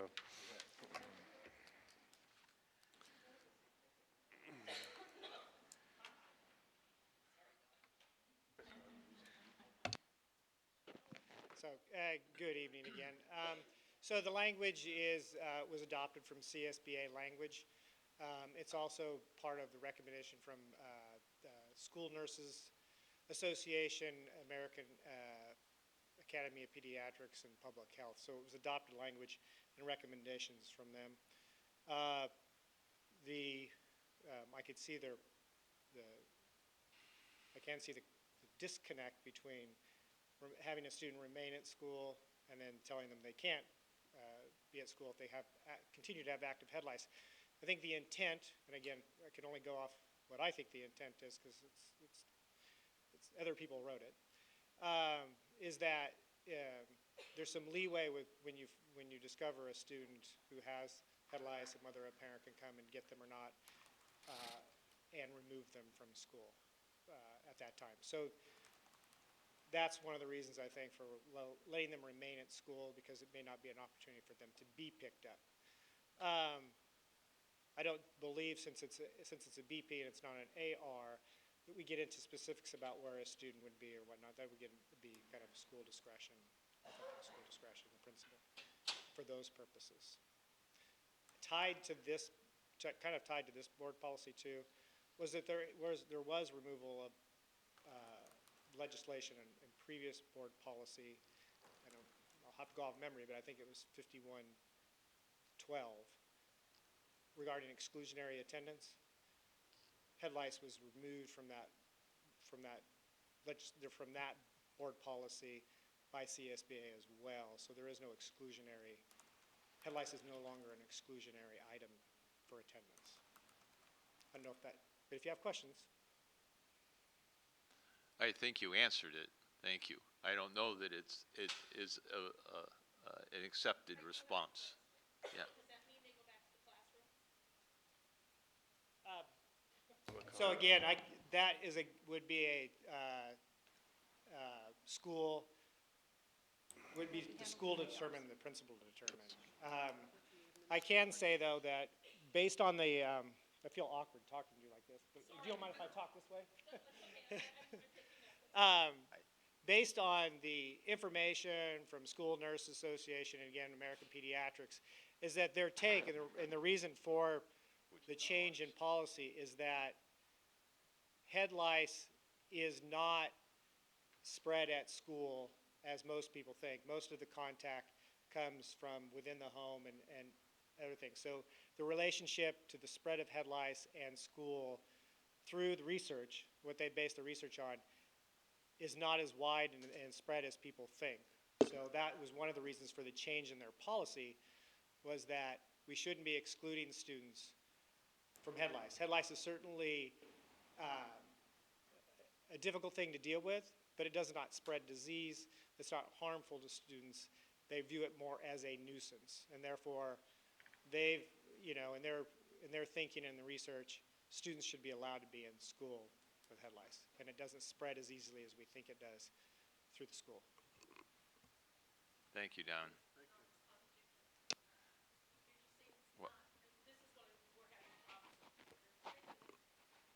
Trish should come up because the mic's not going to capture. Can't hear you. Yeah, right, and I understand that, and covered I in don't the- think we're gonna solve that at this table tonight, and I really would That's what recommend. the ARs will spell out. We can do an AR that spells out more specifically. Yeah. This is the board policy. So, we have some more work to do with regards to the AR. Okay. Yeah. Yeah, what I was gonna say is, I think that I certainly would support you, Kathleen, in pursuing this, if you choose, because there's certainly people who are always willing to sit down with any parent or employee organization if we have confusion over statements that have been made. So we can do it in terms of clarification, not at this table tonight. Thank you. Thank you. All right, and now, something we've all been waiting for a long time, and that's Measure M, consideration of appointment to the Elk Grove Unified School District Measure M Citizens Oversight Committee. Mr. Pierce. Thank you, President Fortuna, members of the board, Superintendent Hoffman, Ms. Avalos. I'd be remiss if I didn't take advantage of the play from the Dillard children and the whole idea of taxation without representation. With your action tonight, we can ensure that does not happen in Elk Grove Unified without representation with regard to Measure M. So I'm happy to say that. I have to also say that I promised everybody I'd have them out of the door by 7 o'clock tonight, so it'll be the first time and the last time I mislead the Citizens Oversight Committee, so I take responsibility for that. As you well know, with the overwhelming success of Measure M on the November 8th, 2016 ballot, the voters of Elk Grove Unified passed a $476 million bond under the provisions of Proposition 39. Proposition 39 has a number of checks and balances that come along with it, including the requirement of the school board to appoint a Citizens Oversight Committee, a first for Elk Grove Unified. In 59 years of a unified school district, we have never had a Citizens Oversight Committee. So tonight is an exciting night, and I'm honored to be presenting before you. The board on April 18th adopted Resolution 76, 2016-17, which provides for the establishment of the Measure M Citizens Oversight Committee, as well as the incorporating bylaws. Tonight's action will be the formal appointment of the 7-member Oversight Committee. Administration worked with the full board, you'll recall, on January 11th in a workshop fashion where we established kind of the rules and the parameters around the establishment of the Citizens Oversight Committee. On February 1st, we solicited applications district-wide and throughout our community. That application period expired on March 17th, 2017. Speaking on behalf purely from administration's perspective, I'll let the subcommittee speak for themselves. We are very fortunate to have such an outstanding membership before you tonight as a recommendation for your approval. It's a well-rounded group. They're very representation of our entire district and the community we serve, and they also fulfill the mandated requirements of the membership criteria. So without further ado, I'm going to introduce the committee members that are recommending before you tonight, ask them to stand beside me. And first up is Mr. Howard Brown. Mr. Brown is very active in Roy Herberg Elementary School, Edward Harris Middle School, Monterey Trail High School. He also serves on Superintendent Hoffman's Parent Advisory Committee. Mr. Brown represents the required seat of a senior citizens organization, so we're thankful to have him. Second, we have Ms. Happy Chan. Ms. Chan is very active in the Elliott Ranch Elementary School community. She's been a member of our district for 10 years. She is also a parent and a guardian and a PTO, PTA, and/or school site council representative. Third, I have Mr. Felipe Martin. Mr. Martin has been a parent of our district. He's lived in our community for nearly 35 years. He is a representative of both a business organization, and in this case, he will be representing what's called a bona fide taxpayers association by law under Proposition 39. Fourth, Mr. John Shook. Mr. Shook has 2 children who have graduated through our district. He's lived in our community for over 20 years. He is representing a business organization and can also serve the role as member at large. Fifth up, I have Mr. Kevin Spees. Mr. Spees, both he and his wife attended Elk Grove Unified Schools. He has lived in our community for 40 years. He represents both a business organization as well as a member of the community at large. Sixth is Mrs. Beverly Tanko. She's very active in both the Edna Beatty Elementary School as well as the Joseph Kerr Middle School. She's lived in our community for over 11 years, and she is also a parent, guardian, and a member of a PTO, PTA, and/or school site council. And last, and certainly not least, is Mrs. Leah Washington. Ms. Washington has children at both Harriet Eddy as well as Laguna Creek. She is a graduate of our district, and Mr. Hoffman and I will take pride in the fact she graduated from Valley High School, which we learned in our interview with her. She is a parent guardian in our district, and she has been a member of our community for 18 years. So with this, I would entertain any comments from the subcommittee themselves, but I'm honored to present. Yeah, Bobby? Thank you. As a committee member, I'm just so proud of each and every one of you. You know, we had over 20 applicants, and all were very qualified and quite amazing, but you all stood above and beyond all of the applicants. Your passion and your commitment to our district spoke very loudly. So we just want to thank you. I want to thank you personally because I know that it's going to take a lot of time. And you're doing this out of the grace, you know, the goodness of your heart and volunteering, which is, you know, means you really sincerely believe in what you're doing. And I know all of you signed up because you believe in it. So I want to thank each and every one of you for being so dedicated and stepping up to be a part of this. Your service is invaluable. So I just want to thank you once again. So as another one of the members of the committee, I really enjoyed this assignment. We met some delightful individuals, honestly, and I just want to say how grateful I am that you're all willing to step up. We as a district are in a very fortunate position of actually being able to select and be selective about the people who are going to do this important job. I know from colleagues across the state that they struggle to get people to step up to do this. So I want to thank you so much for volunteering to do this and being a part of helping deliver 10 or so new schools and a whole lot of great modernization projects to our 60-something schools across the district. So thank you so much. Yeah, Tony?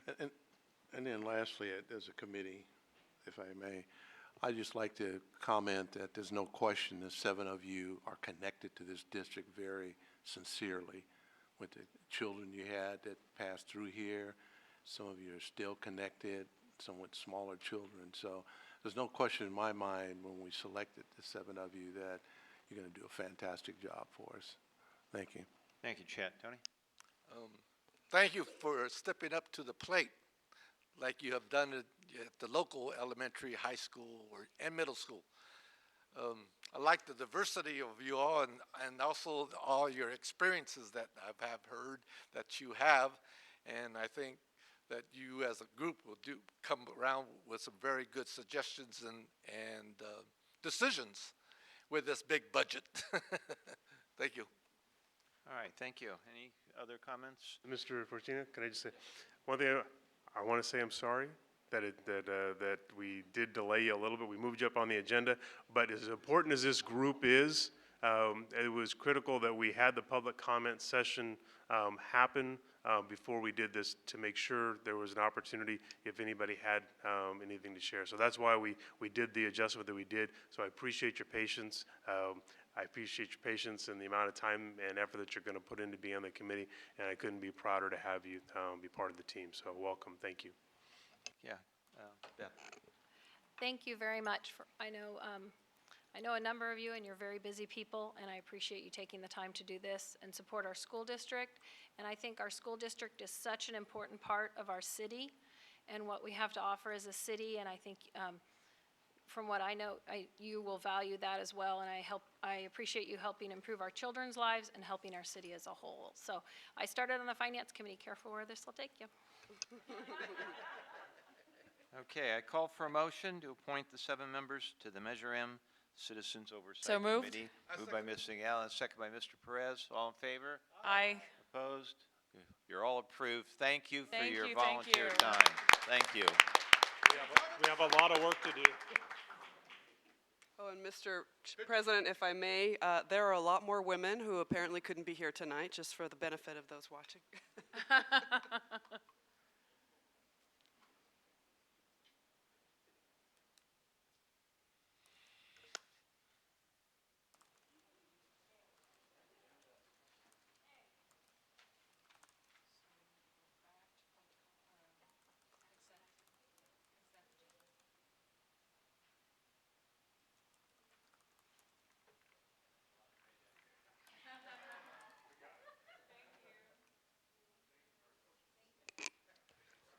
Thank you again. Your work will be starting soon.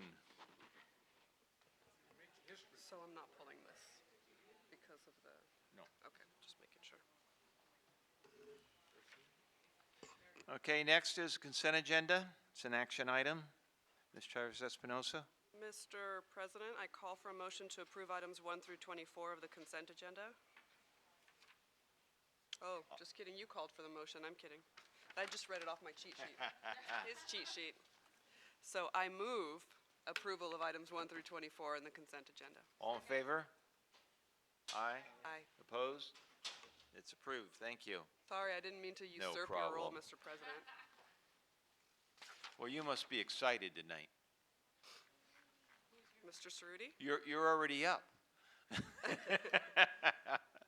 You're going to speed it up, right? LCAP update, Mr. Mark Cerruti. Help.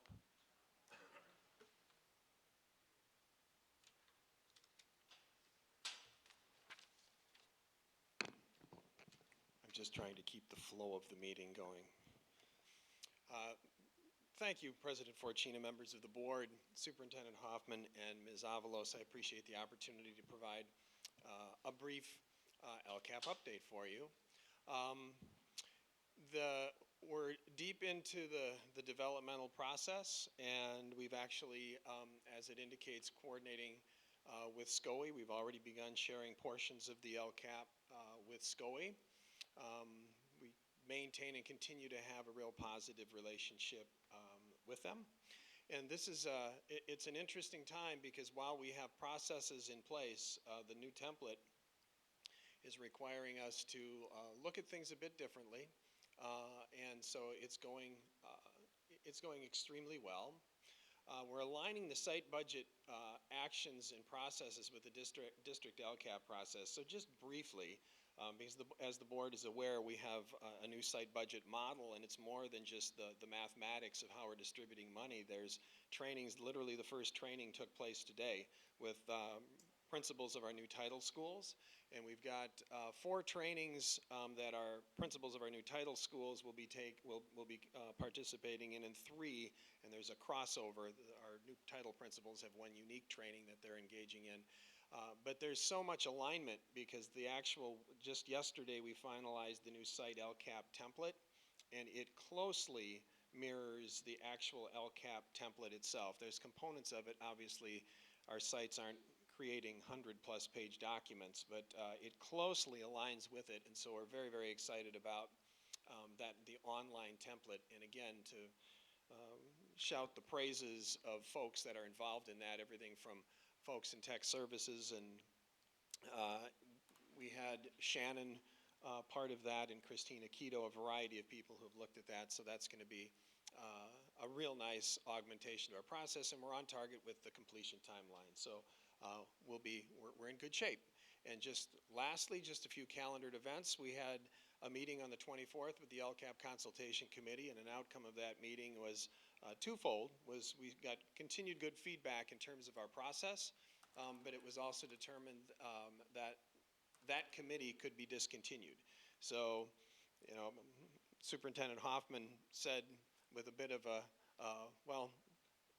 there was a bit of humor, but there was also truthfulness to it, which was, you mean we actually got rid of a committee? Because we rarely get rid of committees in the work that we do. We're always expanding committees.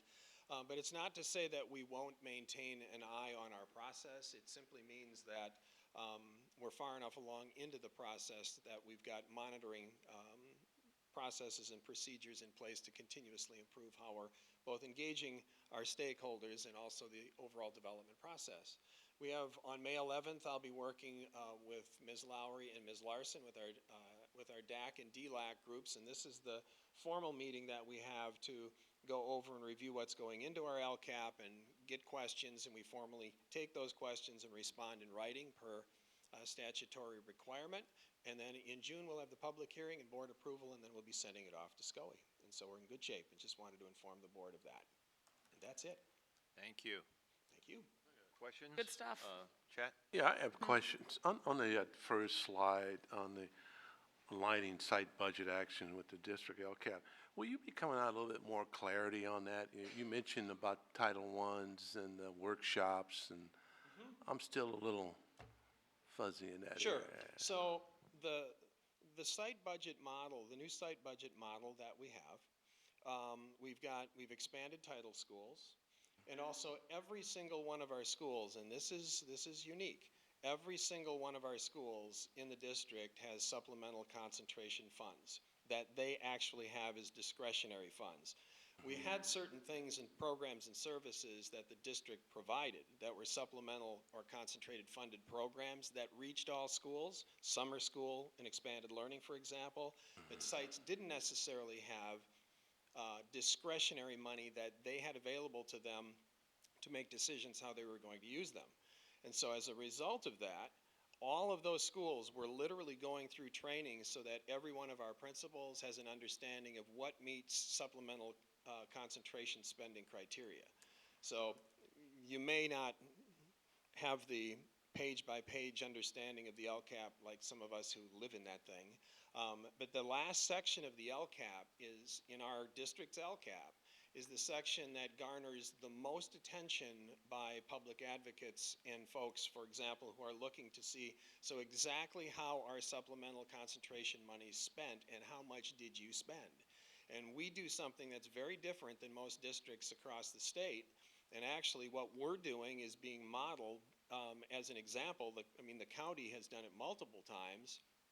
The table that we put in literally lists every single item, every single expenditure we have, about 13 to 14 pages worth of expenditures, and it asks a series of 5 or 6 questions that have to be answered in order to qualify it for supplemental concentration funds.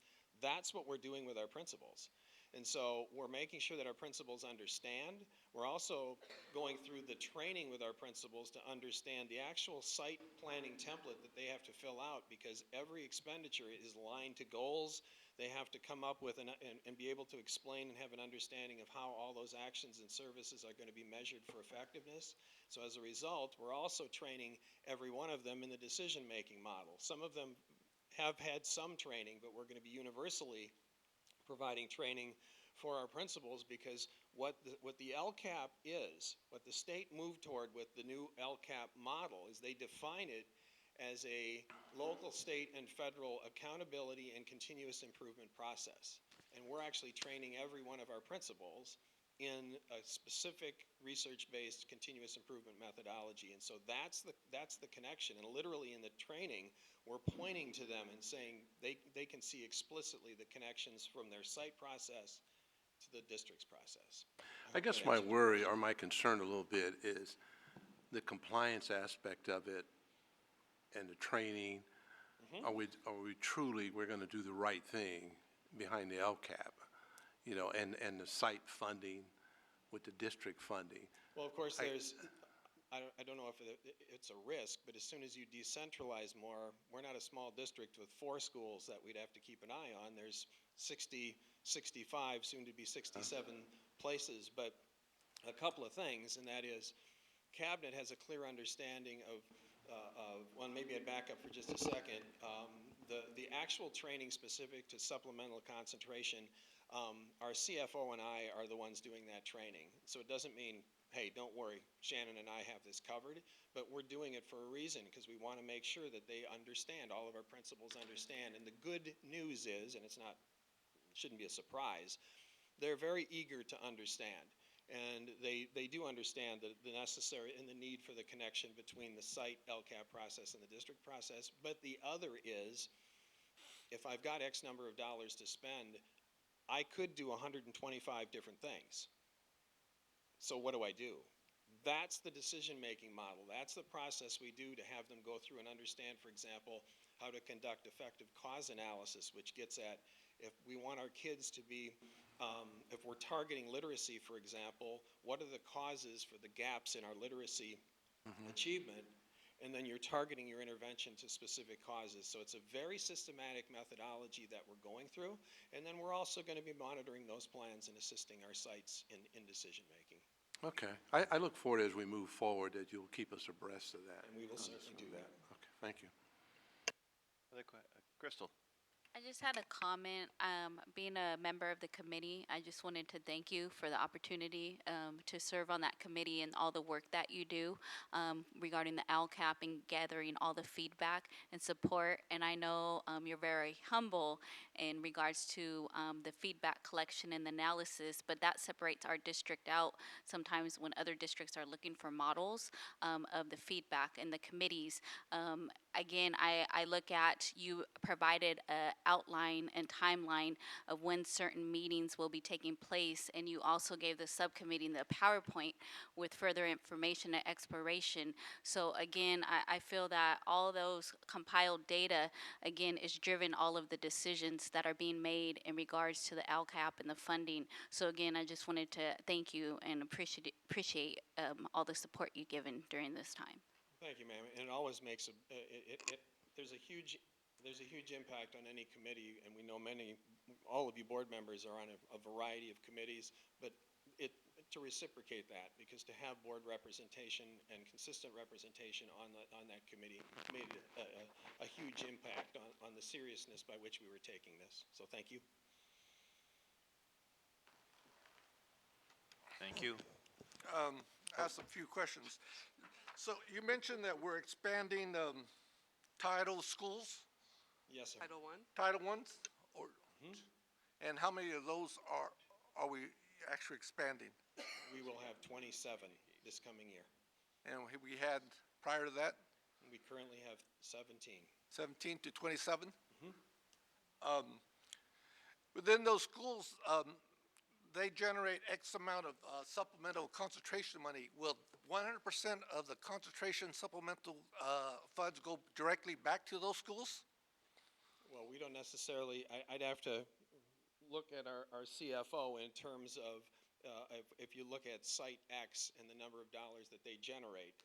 But what we do is we look at our supplemental concentration monies. And the information was provided to the board in terms of the formula we used to distribute those funds to all of when we looked at the title monies, and then when we looked at supplemental concentration monies, because what we didn't do is it's a redistribution of existing monies.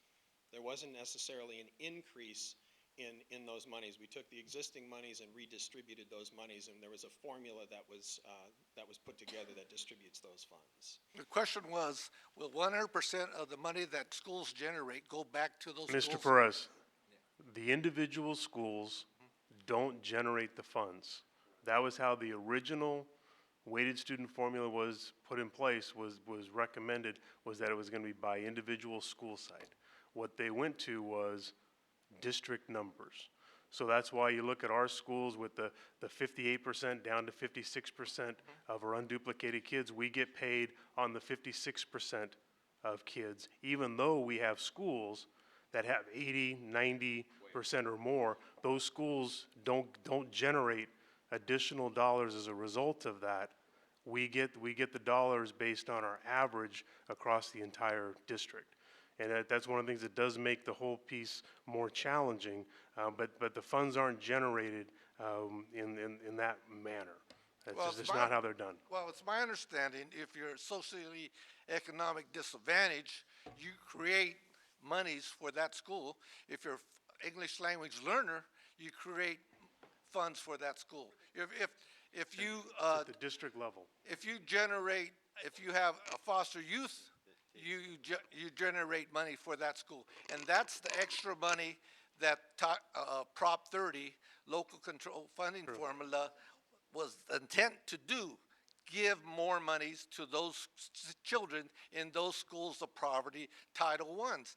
But looks like what we're doing, we're spreading these funds district-wise, and as a result of that, the big question is, prior to Prop 30, we had concentration monies, and now that we've taken away that monies, we redistribute that money district-wise. Are those students getting less today than they did before Prop 30?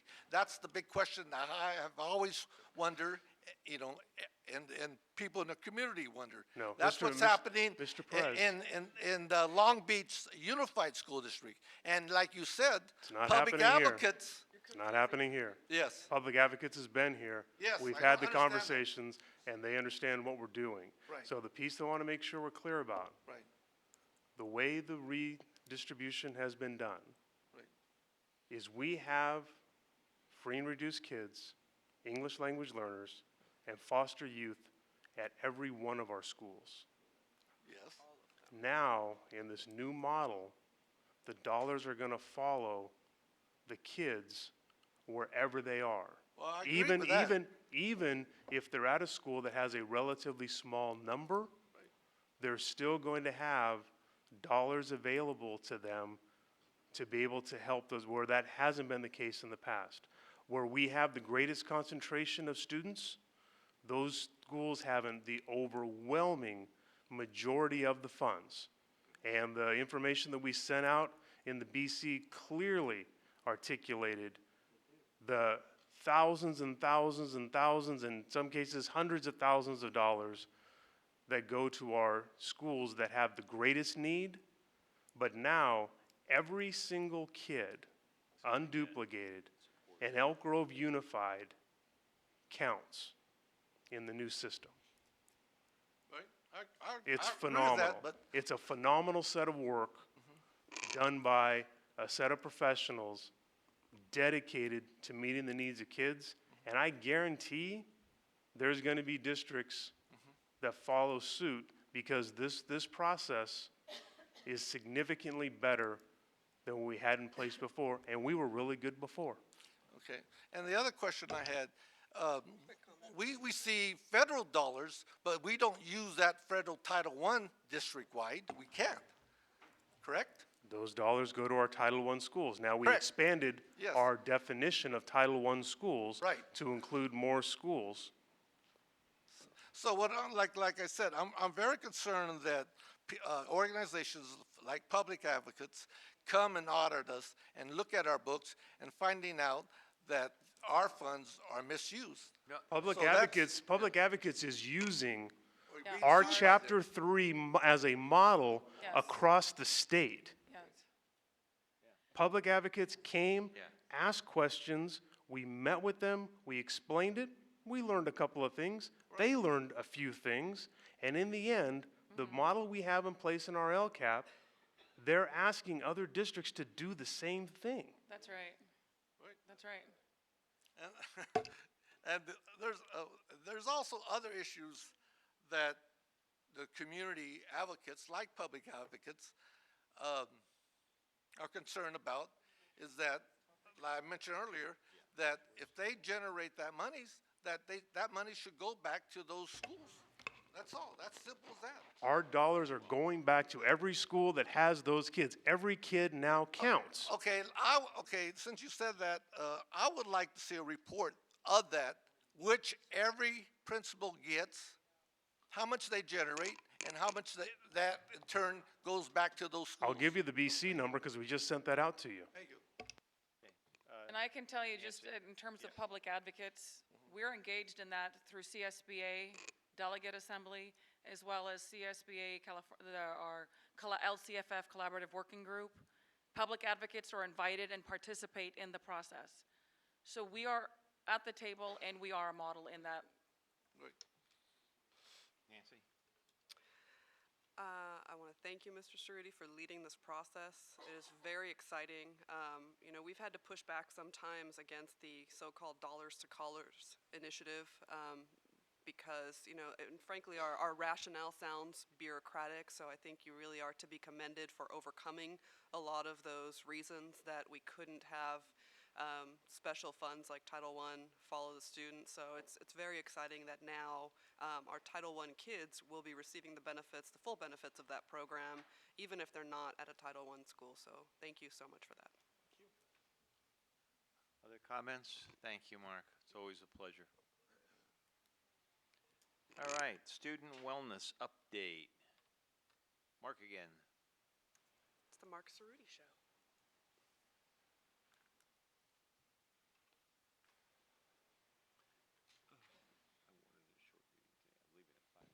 Well, hello again. I'm pleased to be joined this evening by our Director of Food and Nutritional Services, Ms. Michelle Drake, so it's nice to have her here. I'm going to do an introduction. Really what we're doing is, this is a two-part presentation. We'll ground our work initially in, as we always do, in what we refer to as E4. And the focus is going to be on wellness. And I also want to recognize Mr. Tolstrup and Mr. Ross and Ms. Vartanian back there. And I recognize them because those three and Ms. Drake are at the core of a really integrated planning process. And we'll share with you how we're viewing wellness in just a moment. This is specific to Strategic Goal 3. So this is a very important component to the district. It's an important component to our LCAP. And it's an important component to the programs and services that we plan and provide our kids and families. So the way that we view wellness is we view it through three lenses. Healthy bodies, that's what you're going to be hearing about this evening. We talk about and look at it through healthy minds, and ultimately those in combination to promote healthy learning. And so what we're going to be doing is, with the new board, with a new wellness policy, a requirement of that policy is that we come and present a wellness update to the board annually, and that's what we're doing. And there's so much information that we've split it up into two parts, and so we're testing this right now. So after tonight's presentation and discussion, and then after the next board meeting, we'll take a look and we'll see how it went, and if we can do it more efficiently, we'll certainly change it up. But this is part one this evening. So what we'll be doing is, in just a second, Michelle's going to come and talk about current research, our wellness policy requirements, and food and nutritional services role in that. And then on the 16th, we're going to be coming back, and Bill and Don and Lisa and some combination thereof will be sharing with you the other components of the work of wellness. And as Michelle is heading over, and she's going to be taking over, just one connection, as we're always looking at connections, and that is the tremendous partnership that folks were talking about earlier, the work of the PI group, and talking about this as a safe school zone, connects directly to the other thing that hangs on, the other poster that hangs on the wall, and that's the work of the Wellness Committee and all of our PBIS programs, where what we're talking about is our safe schools as well. So tremendous work going on in the area of student wellness. I'm going to turn it over to Michelle. Good evening, President Fortuna, members of the board, Mr. Hoffman, Ms. Avalos. I'm here this evening to kind of give you a tie-in to healthy bodies and how Food and Nutrition Services has a role in that. Quick touch on the research, which you are probably all aware of already, is that research shows that healthy students are better learners. It shows that schools have an impact and an influence on healthy eating and physical activity behaviors. Many children get 2 to 3 meals a day from school, and they get all their activity minutes while they're on campus. It also shows that healthy, successful students help build strong communities. Our board already agrees with that. Our district has put a lot of time and energy into the graduate profile, which is a commitment to have students ready, not just for career and college, but for life in general. And then number 4, that all students deserve the opportunity to be healthy. And our entire E4 is about the equity to all students. So healthy bodies and eating healthy is very important to our students. The district takes pride in our Wellness Advisory Committee, and that advisory committee, long time ago, used to be just the requirements of food and nutrition. But as we looked at the importance of the wellness of the child, we opened it up to 8 pillars: health and physical education, health services, nutrition services, mental health and social services, health and safe school environments, health promotion for staff, and the family and community involvement. Tonight I'm just going to be focusing on food and nutrition, and in the wellness policy, it asks us to do a few core things. 1, promote student health and reduce obesity. 2, obviously meet or exceed federal standards. The main one, though, is foods that appeal to our kids, that are attractive to our students. We need to encourage a healthy message about healthy eating. We need to engage both students and parents. And we need to eliminate any stigma that is associated with the free and reduced meal program. So in food and nutrition services, it's very important to us that our meals are both attractive and appealing, and we do this in 2 different ways. We focus on quality, which you are all aware with our local, fresh, and our partnerships with many different organizations to try to provide a cleaner, more nutritious food item. But we also focus on appeal through marketing, messaging, texting, taste testing, customer service, and access.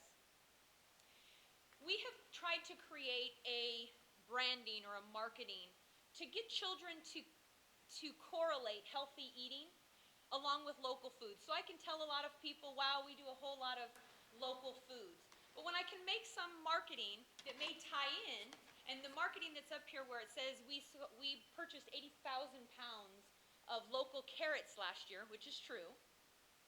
When we tie it to fun marketing and put that in our kitchens where our kids see, wow, what does 80,000 pounds equate to? Well, according to this slide, 80,000 pounds could be 8 elephants, it could be 20 hippopotamus, or 10 hippopotami, I think is the right word, or 10 killer whales. So we're trying to make the education piece fun and something that will stick with them. Here's another example. Last year we purchased 43,000 pounds of local navel oranges out of California. Well, if you line those up by side, you get 13 Empire State Buildings. Just little things we post for the kids that makes it appealing and also helps them to learn a little bit about eating healthy and local. One of the other programs we use in Food and Nutrition Services is the Smarter Lunchroom movement. What this program is it's behavioral economics from Cornell University. It's getting children to eat healthy without them knowing it. Things like signage, things like moving the white milk in front of the chocolate milk, or putting fruit in colorful baskets or right in front of them so that's the first thing they choose. In our district, we don't do a lot of a la carte sales. We focus on the reimbursable meal. But a lot of times, as we all know, sometimes we'll just grab the first thing that's available.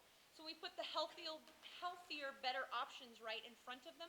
They choose them and they don't even realize it. We try to market these as well. So you can see by some of the marketing that my staff has created, we try to name things, give them cool little names. Brainy broccoli. More kids will choose broccoli because it's called brainy broccoli than if it has no signage at all. So, we have also tried to tie all of our elementaries at this point into the same central theme. That's kind of a farm stand marketing. So any student, if they change schools and they go through the lunch line, they'll see a bulletin board like this that has the both menus for breakfast and lunch, and it ties in Harvest of the Month and our little fresh logo. So we're constantly trying to market to children through things that they can tie into healthy eating and nutrition education. We also do this kind of marketing during Harvest of the Month in certain parts of the year. So for instance, you see the stone fruit, the peaches and nectarines. We would post that up on a little holder right with the colorful bucket full of nectarines or peaches. So it lets children know that what they are, they see it as well as they can read it at certain age levels, and then it shows them where in California that area was grown or if we're working with a specific farmer. Nutrition education in our district has always been very, very important and a key part of engagement.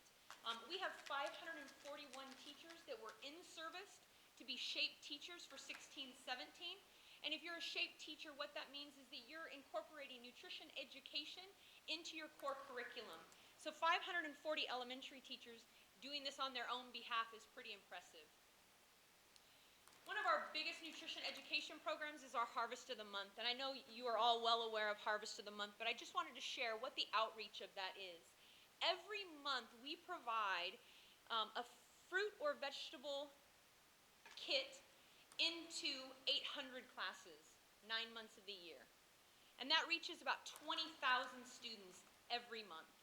And what that puts in a classroom is whatever that harvest is of the month, along with a recipe. So for instance, we just did broccoli slaw. So 800 classrooms got a broccoli slaw kit, they got cranberries and dressing, and then they got to make a salad in class. While their teacher discussed it, they got to taste it and see what it is like to have broccoli slaw. We also do our Harvest of the Month calendar every year. We get hundreds, if probably not 1,000, pieces of artwork that showcase all kinds of fruits and vegetables. But along with that, there's curriculum that ties into this. So it's not just a willy-nilly program that's just putting fruits and vegetables out there. There is Harvest of the Month workbooks that we provide to all of those classrooms so that they can continue to learn their nutrition education along with the tasting of it. One of the things that I think is very, very important in our district, and that is hands-on learning. The more a kid actually gets to participate in their learning, they'll use those skills later in life, and healthy eating is no different. So we do grade-specific field trips, and I just wanted to show these slides, not that you are unaware of our field trips, but really as to how many kids we reach in doing these field trips. So first and third graders, last year we had 5,760 first and third grade kids come through our central kitchen to see the operation, food and nutrition education, and a taste test. There were 550 second graders who got to go into their school kitchen and learn about the process of how food comes in and goes back out. There were 1,790 fourth graders who went to a local farmer's market to learn about the growing seasons. 868 fifth graders who got to go to a grocery store and learn how to eat right and how to navigate a grocery store. This is our newest, and I think one of the most fun. We had 1,176 sixth graders who go to a local farm and slough house, and they get to glean their own produce and learn about how to harvest, and they bring a 20-pound box of produce back with them, each student. For sixth grade, we also do cooking classes, and we have 68 classes or 1,900 sixth graders who actually prepare from learning knife skills all the way to cooking and then making their product and then sitting down with their friends and sharing their meal. And so this has been a very, very good program, our Junior Chef program. Along with student participation and engagement, we try to engage parents through our district website, through participating in parent nights, and we also do Harvest of the Month support that goes home with the lesson plans for parents so they too can reiterate those skills at home. The last piece is just something I wanted to add, in that during the summer months, many of our children go without meals because they're not attending school. Because we have summer school programs and we provide meals during those, we do reach some children, but we've tried to expand that by serving in the summer in the parks. One thing we're adding this year is we are working with United Way in getting an AmeriCorps Vista service member to come in and help increase meal participation by being able to do enrichment and physical activity, because we find that when there's enrichment and physical activity, more children will come out to get the meal. And hopefully by doing physical activity and nutrition education at these summer sites, we'll be able to assist with summer learning loss, because they'll be getting the nutrition they need and they'll still be learning certain things throughout the summer. So with that, that is my presentation this evening. Any questions? Bobby. All right, thank you for that great presentation. So many great things as usual at EGUSD. Are you concerned at all about some of the rollback that's happening with our current administration from the standards that we saw with the Obama era? Because I know that that's like a hot topic in a lot of the school districts right now. It just came out today, and they haven't given any specifics. Mhm. At this point, they're still sticking to the flexibility of pasta and whole grains, which was already Yeah. there, and the sodium. So the last call on the sodium was that they weren't going to make us go to the next level. They were going to have us attempt to do so. So I am waiting to see What it they're looks like. really going to roll back, and if any. I will say, though, in California, from conversations I've heard, that if they do roll back at the federal level, California is unlikely to not follow create suit. their own standards that we will have to abide by. So I don't foresee us going back to the 1980s where we're doing donuts and Yeah, candy bars what? and No soda donuts? again. I know. Well, I there- lived on yeah. M&Ms. But I do think that there will be maybe some flexibilities, but I think California will, as always, come to the forefront and put some So, things in place. yeah, what I read was that some of the rollbacks are, or they're gonna relax the standards on whole grain, salt, and milk. Yep. And specifically, I'm in a group with other board members in our greater region. Correct. And so some actually like that it's getting a little bit more relaxed because it was very difficult and strict beforehand, so, And the sodium don't- is going to be detrimental. yeah.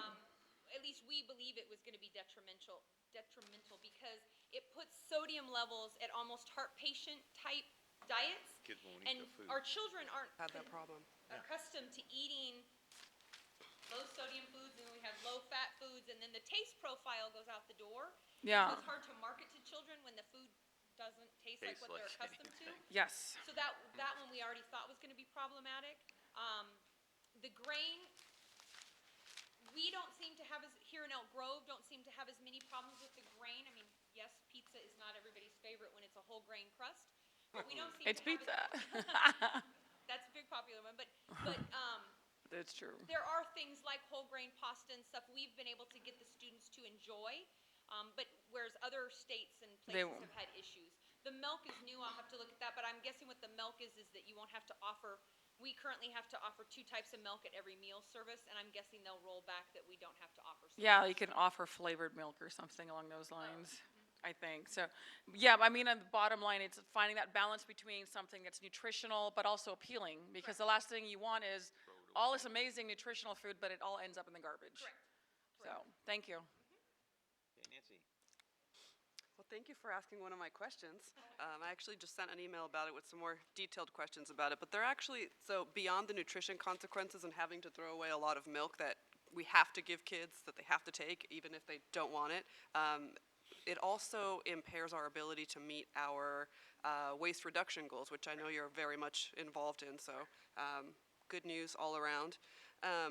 I had a question, really more of a comment, not so much on the nutrition piece, so Mr. Cerruti, if he thought he escaped, just a suggestion, if there's room in the overall health initiative to consider messages about adequate sleep. It's a very trendy topic in the state legislature right now. There's actually a movement to prohibit secondary schools from starting before 8:30 a.m., and that comes out of a concern. Yes, that comes out of a concern that kids and teenagers in particular are not getting adequate sleep. So if there's a way that we could address that, I know there's a lot of information. The American Academy of Pediatrics recommends schools provide this kind of information to parents and students. So anything that we can do on that side would be very helpful. All right, all right.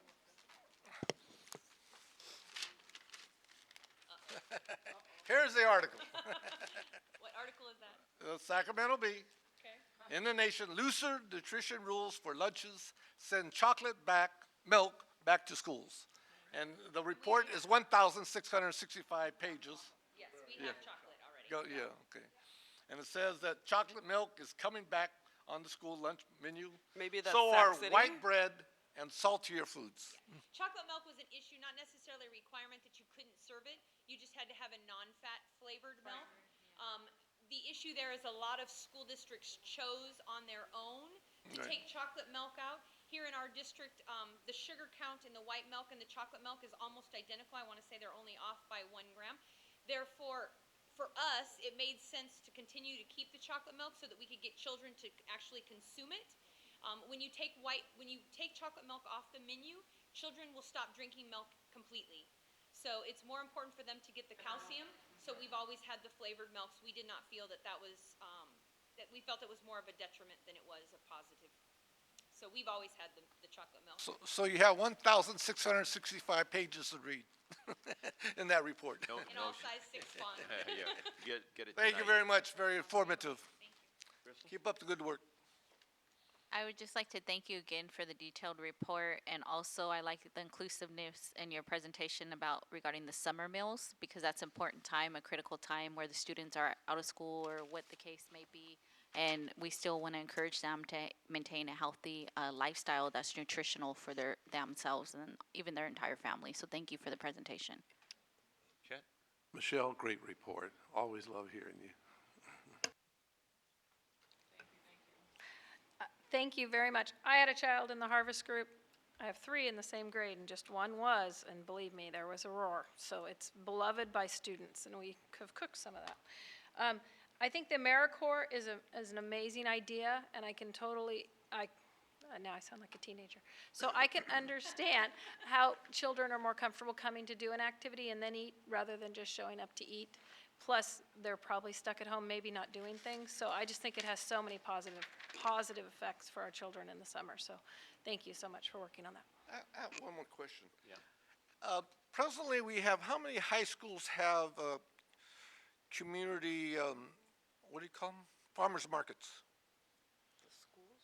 Yeah, None of the schools None. do. high schools? No. No. On occasion, if an administrator is doing an open house or some Right. kind of will provide a farmer's market, Mhm. but none have a continual farmer's market. That would have to be. No elementary, no junior high, Not a middle school? continual farmer's market, no. No, nothing like that.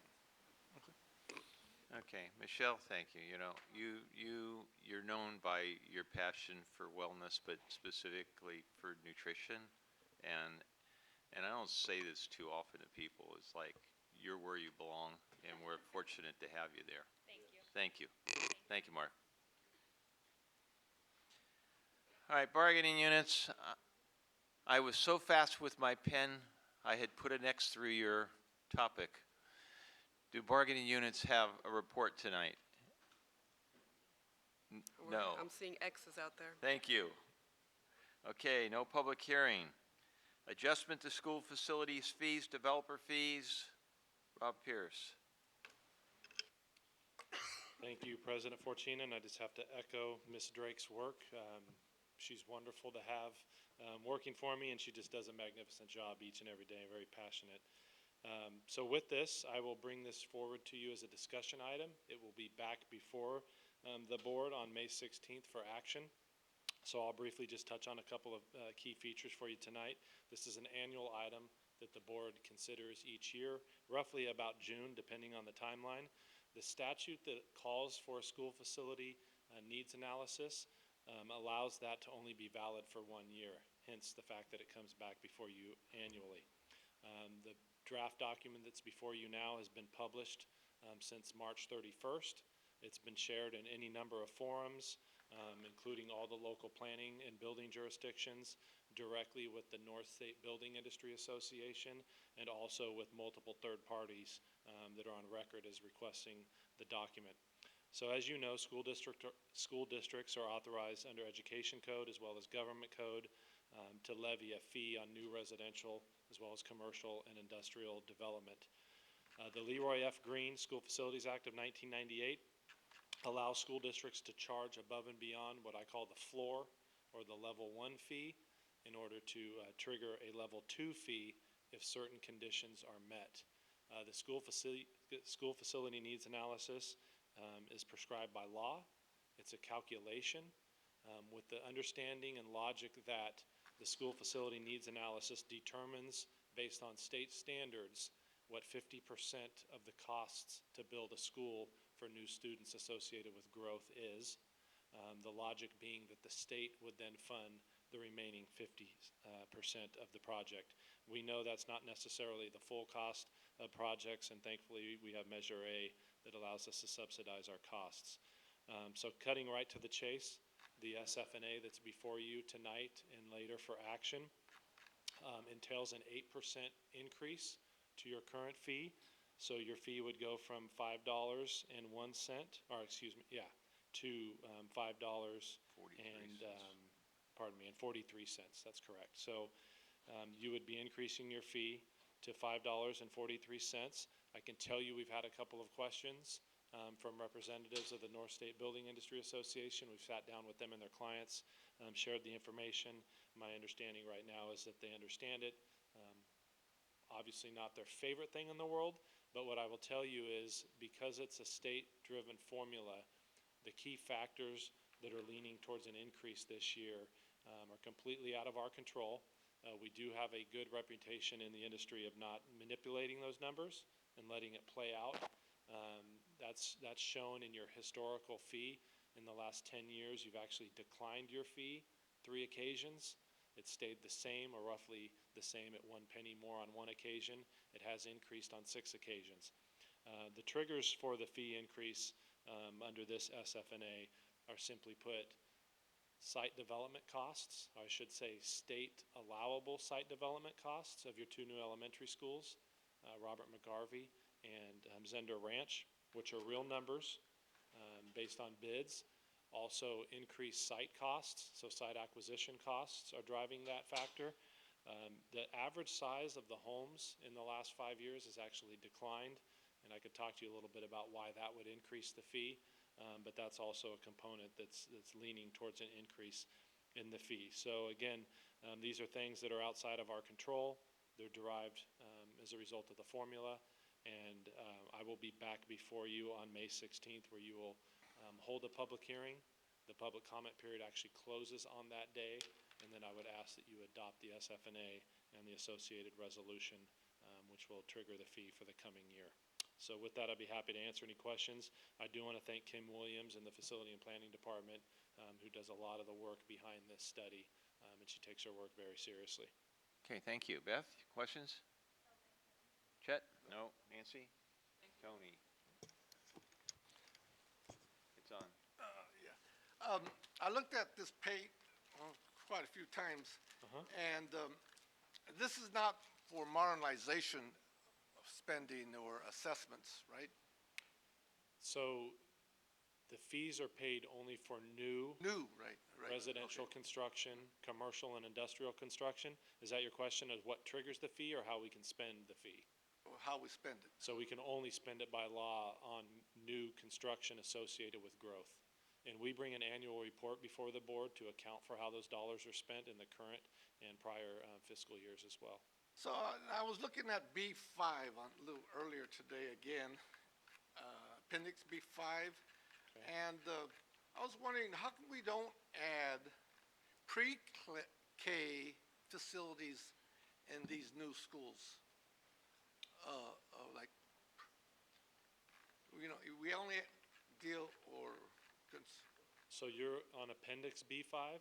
You're right. So the intent of that is just to show that we clearly have growth needs and we have a number of new schools that are going to need to be built in the future. Right. Therefore, we need the dollars in order to build these schools. So Right, that's just a reference. Right, you reference to those schools, but I go back over here, it must have been the other one. Yeah, okay, it was B4, I guess. 4? Yeah. Yeah, B4, the site development costs. Yep. But yet, we do not, at these schools, doesn't seem like we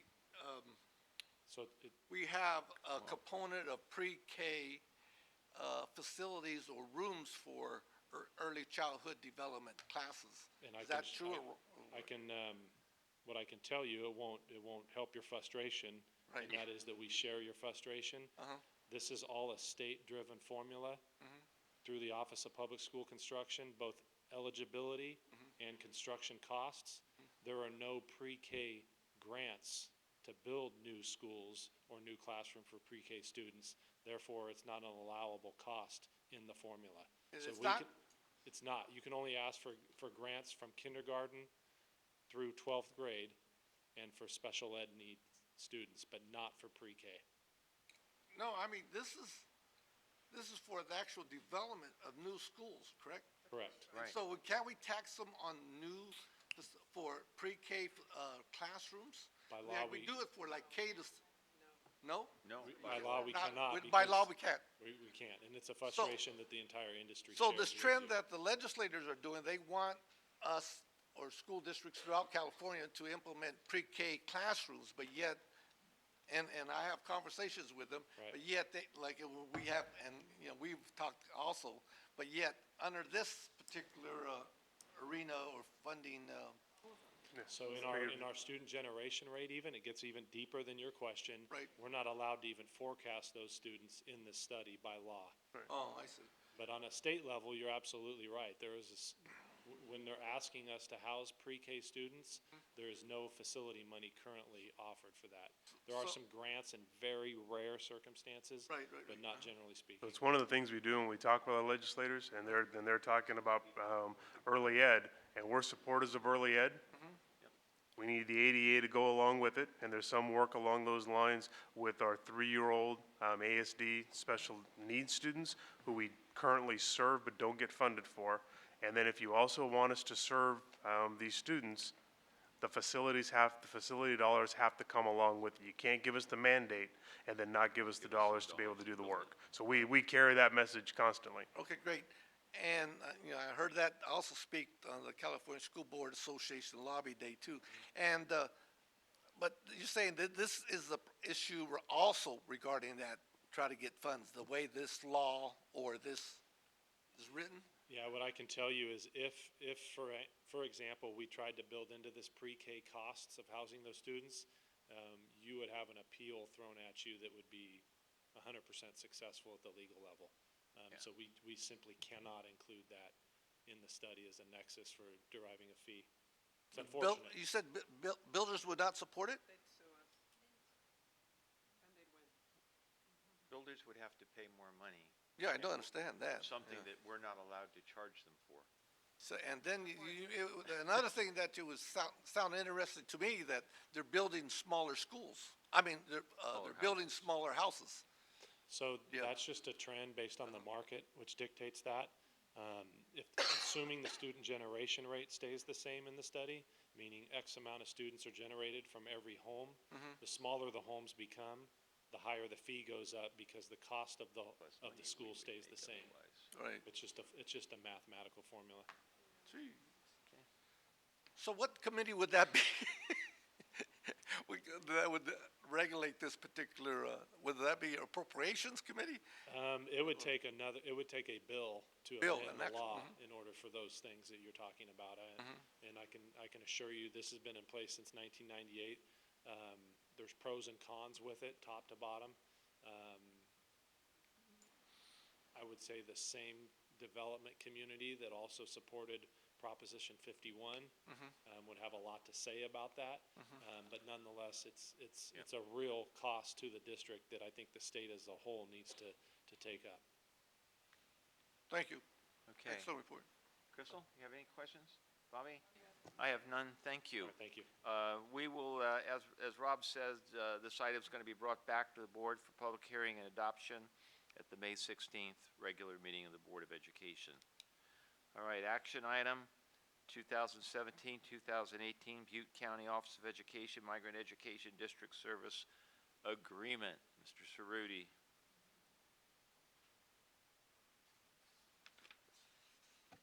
Thank you very much. I respectfully request that the board consider to approve the continuation of the Migrant Education District Service Agreement for 2017-18 for the 2017-18 school year. Questions? Yeah, Nancy? Just want to thank you for the additional services that we are providing or planning to provide for migrant students. You know, this is a subgroup that, you know, we need to do better. They obviously have the odds stacked against them, but their ELA and math scores are, they're 44 and 46%, I think, respectively, less likely to be at proficiency. That's abysmal, and what that says for their life chances is pretty serious. So I'm very happy to see that we're looking at funding them to have some access to some college conferences, and that there's more parent home visits, which are very, very powerful and effective with this population. So I'm certainly going to vote in support. Thank you. Any other comments? In continuation with what Ms. Titus Espinosa said, I'm glad that we're doing more, but I'm also very proud that we do have a migrant education program. And with all of the services that we have in place, it's great to know that we are offering programs to mitigate as much as we can. Of course, we can do better, but the disruption in their education. So I commend the program and all those involved. Yeah. Okay. You know, migrant education is a good program. And when I worked, I administered migrant ed for 3 counties, for San Mateo, San Benito, and for Santa Clara counties. And I have to say that while it's great that we're still doing things, it is not the program it was. And that's sad. The dollars haven't continued to be put into that program as it had been in the past. The funding And level, the you mean? funding level. And so that while we do things, we don't do them at the level that they really do need to be done to have the kinds of results that you would like to achieve. What we do is based on the funding we receive, and that is support that is better than no support, but it's not support at the level that migrant education was at, and that's sad. So. It's true. Any other questions? Thank you. Yeah, I will do that. So I will call for a motion to approve the continuation of the Migrant Education District Service Agreement for 2017. So moved. 2018. So moved. Moved by Nancy, second by Mr. Perez. All in favor? Aye. Opposed? It passes. Thank you. We continue with migrant ed. Okay, board members, committee reports? I have a few. Let's see, Career and Technical Education Committee. Everything's blurred now. Was it last week or a week before? Anyways, it was since our last meeting. Was it last week? So many events, come on. Not even the age as much as is too many things going on. We reviewed the accomplishments and looked at our local and regional partnerships, and then working on identifying 2017-18 priorities. So participated in that, and then of course we heard already the Measure M Oversight Committee naming selection committee, so did that as well. Those are the two official district ones. I have other reports, but I'll do that for other items. All right, thank you. Crystal? As earlier mentioned, I attended the ALCAP consultation meeting, and that was very informative. And then also, I'd just like to mention I was able to go out to Monterey Trails and see some senior presentations. And so those were very inspiring to hear the students' educational journey all the way through to graduation. So I'm looking forward to being at more sites and visiting with the students. And of course, the graduations are around the corner. Oh, already. Bittersweet. Tony, committee report? Well, I've been at Rudder Middle School quite a bit. Not a committee report. Oh, it's Hold my it. committee of one. Hold it to the next item. No, hold it to the next item. Okay. No? Chet? Yeah, I think Bobby mentioned that we had the CTA Advisory Committee. I just want to go out to Kathy Hamilton, her leadership in that area. She's doing an outstanding job. So look forward to some good positive things as we move forward with career technical education. Beth? And just by quick comment, with respect to the LCAP Coordinating Committee, it is always a good day when you can put something to bed. Because what it is a recognition that you've accomplished the objectives of the committee. So that was great committee to have, and it was not one required, but it had benefit, and it's nice that it is sunsetted. So now, excuse me. I had. Before I do other items, it's still got a committee report. No, I'm finished committee. Yeah. Other items. Chris? I'm good. Oh, you good? He's good. What about Beth? Okay, then we will move to other items from the floor. Yeah, Ted? just real quick, I wanted to mention at Rudder Middle School, I was out there when principal did an excellent job from the fire. He invited the parents, community was out there. And I just want to applaud Ken's really hard work out there, bringing folks together. To really mention that Rudder is a fine middle school, and I think it was well received. Thank you. Okay. Beth, any comments? Okay. Nancy? I went out there as well the morning after the fire, and I've been staying on top of the communications they're sending out to students and families, and I just really want to echo those comments and congratulate them for how they've handled a pretty awful situation. Okay. Now, Tony. All right, yeah.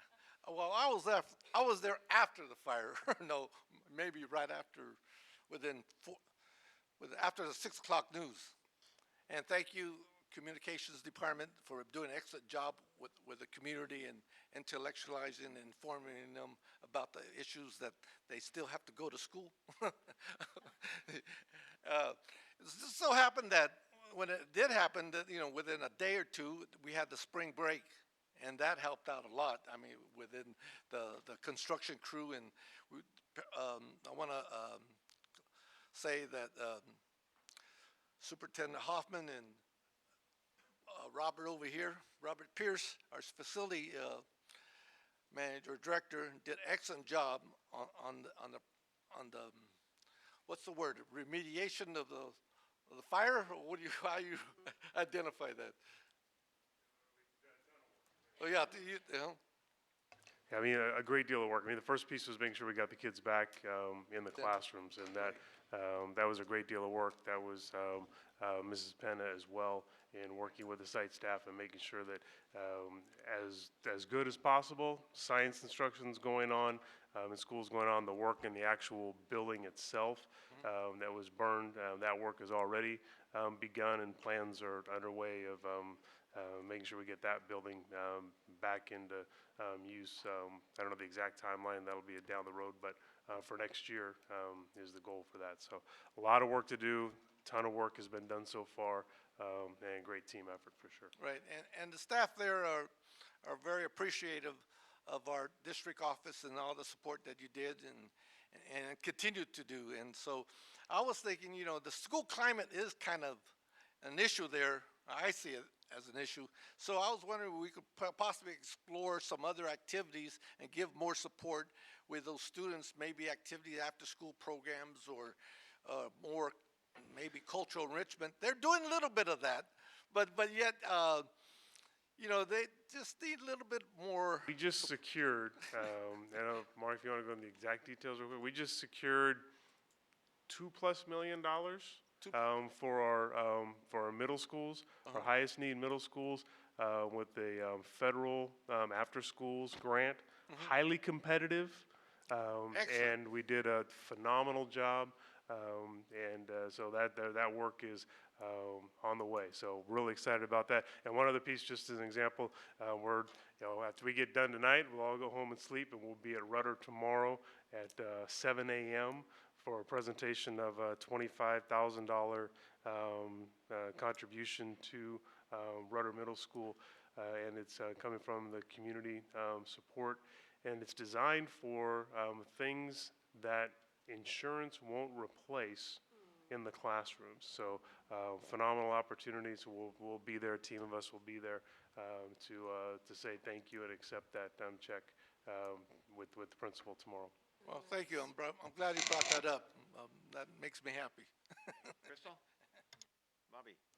Yes, two other committees that I sit on in the greater Sacramento area. One is the Safe Haven Task Force with the City of Sacramento and Mayor Steinberg, because we do have almost a dozen schools, 10 schools in the City of Sacramento. Just to update the board that the City of Sacramento on Thursday is going to be voting on their own Safe Haven resolutions. One of the great things that the committee has done is actually come up with a legal immigration services and education program. So there's a number of resources that are available for our immigrant population, including our district, and it's really for anybody who needs it. A lot of wonderful services available, so I'll be sharing that information with our superintendent, so if anybody does require some support, that we would have those resources and tools available. They're working on a platform on their immigration policy as well, so very, very good committee, and they've actually collectively accomplished quite a bit. So they are voting on a number of things on Thursday. The other group that I belong to is the Sacramento Regional Coalition for Tolerance. This is why I couldn't remember when I did CTE, because there's so many other things going on. The Sacramento Regional Coalition for Tolerance, we had our meeting at the California Museum, where we participate quite a bit with our Day of Remembrance and a number of other things with our district. They are getting ready to launch what's called their Unity Center. It's an exhibit, an interactive exhibit. It'll be very much geared for children to broaden their horizons on tolerance and unity, and like I said, it'll be very interactive. So that's a byproduct of the work that the coalition has done over the last 10+ years. And the official launch for that is in August, so we'll have the invites for that. That's it. Thank you. Okay, I have 3 items. First, you know, this district does so many recognitions, it's totally impossible for us to recognize all of those at a board meeting. But last night's Outstanding Scholars was a stellar event. Tina, once again, hit a home run in terms of the organization with the assistance of school site secretaries and others. And Chet and Nancy and Bobby and I just thoroughly enjoyed it. Great to see the students. Great to see the parent representation. At so many events like that, we do take the time to recognize parents, but it's absolutely critical to have parents involved as a partner, a genuine partner in their students' learning. And when parents are involved, students succeed. It's real simple. And last night we got to recognize 10 student scholars from the 9 comprehensive high schools, so that was fantastic. All right, I'd like to establish 2 subcommittees tonight.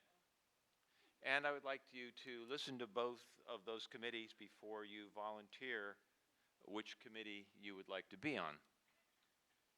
The first subcommittee I would like to establish is for developing the parameters around our community meeting in the fall.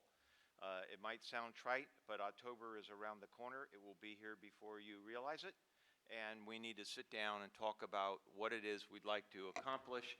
And is it October? Was it the community meeting, or was it the upcoming retreat? Oh, you know, I wrote both down today, and it is important. So I'm going to do 3 committees. Because I was thinking, because the conversation was to do the retreat first, and once we get that, at the retreat, I think one of the topics needs to be is the community Okay, meetings. so we need a subcommittee on the retreat that is planned for August, and that really is around the corner. Okay, the second subcommittee is a subcommittee for the development of a board policy on the parameters around board resolutions in terms of what constitutes an item for resolution, what process should be followed for its generation, and so forth. So we have 2 items, and like Chris said, we talked about the community meeting, and we can wait till August, and then we're going to have to really jump on it because we didn't do it this last year, and we really do want to do it this coming year.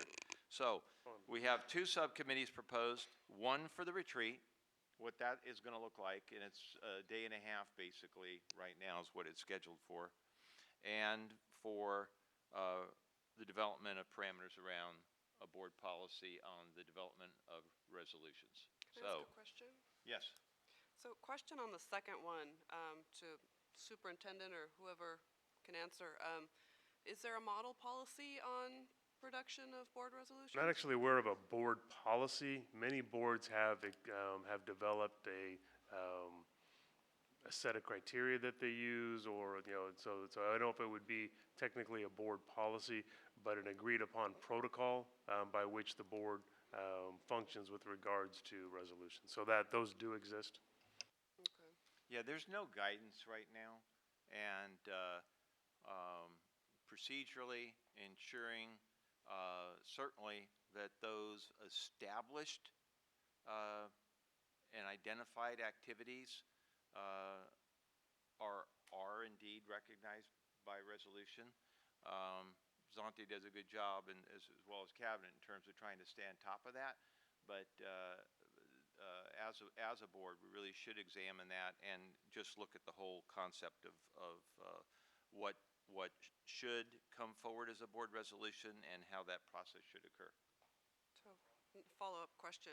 I guess I'd like to understand where the concern is coming from. Do you think the bar is too low or too high? What exactly is the need for the subcommittee on the board resolutions?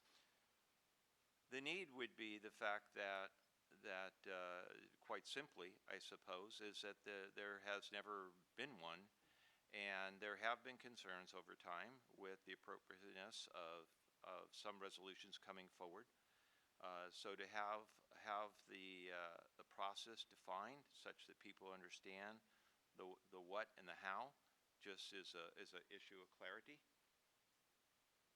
Okay. Yeah, just I think basically we want to stay focused on the educational piece and what's good for our district. My fear has always been that if we lose focus on certain things and we get in the political arena, my words are that we can hurt our district. And I just think we still need a purpose and some guidelines in that area. So I have some form of concern on that. So I think it'd be good for us as we move forward. So who would like to work on? That's kind of what I asked. There's not a policy but many boards, one example, there's the board has some conversations with Karen Resendez, and a board and ran into a little bit of a challenge, so just to put it out there, so that they're not going to do, the goal is they're not going to do anything political. Well, when Prop 30 came along, The associations expected the board to do a resolution on Prop 30. The board held to, we don't do good, bad, or indifferent. We don't do politicals. That was just the decision that they made at the local level. But the idea being that the board has a conversation and an agreement about what their criteria are ahead of waiting for a resolution to come forward, or an idea for a resolution to come forward, and then trying to make a determination on whether it's appropriate or not appropriate. So that's kind of the thought So process. my we have. recommendation for consideration would be, I know that Mr. Madison and Ms. Albiani helped develop the handbook that we will be looking at during our retreat. This seems like that would be a better place for it, since it's protocols and procedures, and it seems like that would be a natural fit. So that would almost be just saying, can you review it and make it part of that? Because it, again, it goes to our, how we operate. So would you and Mr. Madison take that on as continuation of that other work that you've already started? That's okay? All right, so we have. Okay, so I just assigned one, you. sorry. It just seemed like a natural fit. Yeah, okay.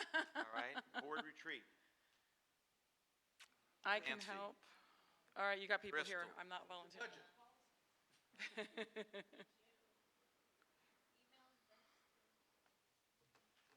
Okay, You got 3 right here. Tony, you want to be on one of those? Bobby had raised her hand. Yes. Which You've one? got Crystal, Tony, and Nancy for the retreat. That's No, your I have 3. Nancy and Crystal. Oh, I thought Tony raised his hand. Yeah, that's Yeah. where I came back and asked for clarification. Retreat? You saw how many committees I'm already on. All right, so we have No. Nancy, Crystal, and Tony on the retreat, and Beth and Chet will continue their work on handbook with respect to board resolution or process for board resolutions. Okay? You're all wonderful. Thank you. It's 9 o'clock. Done.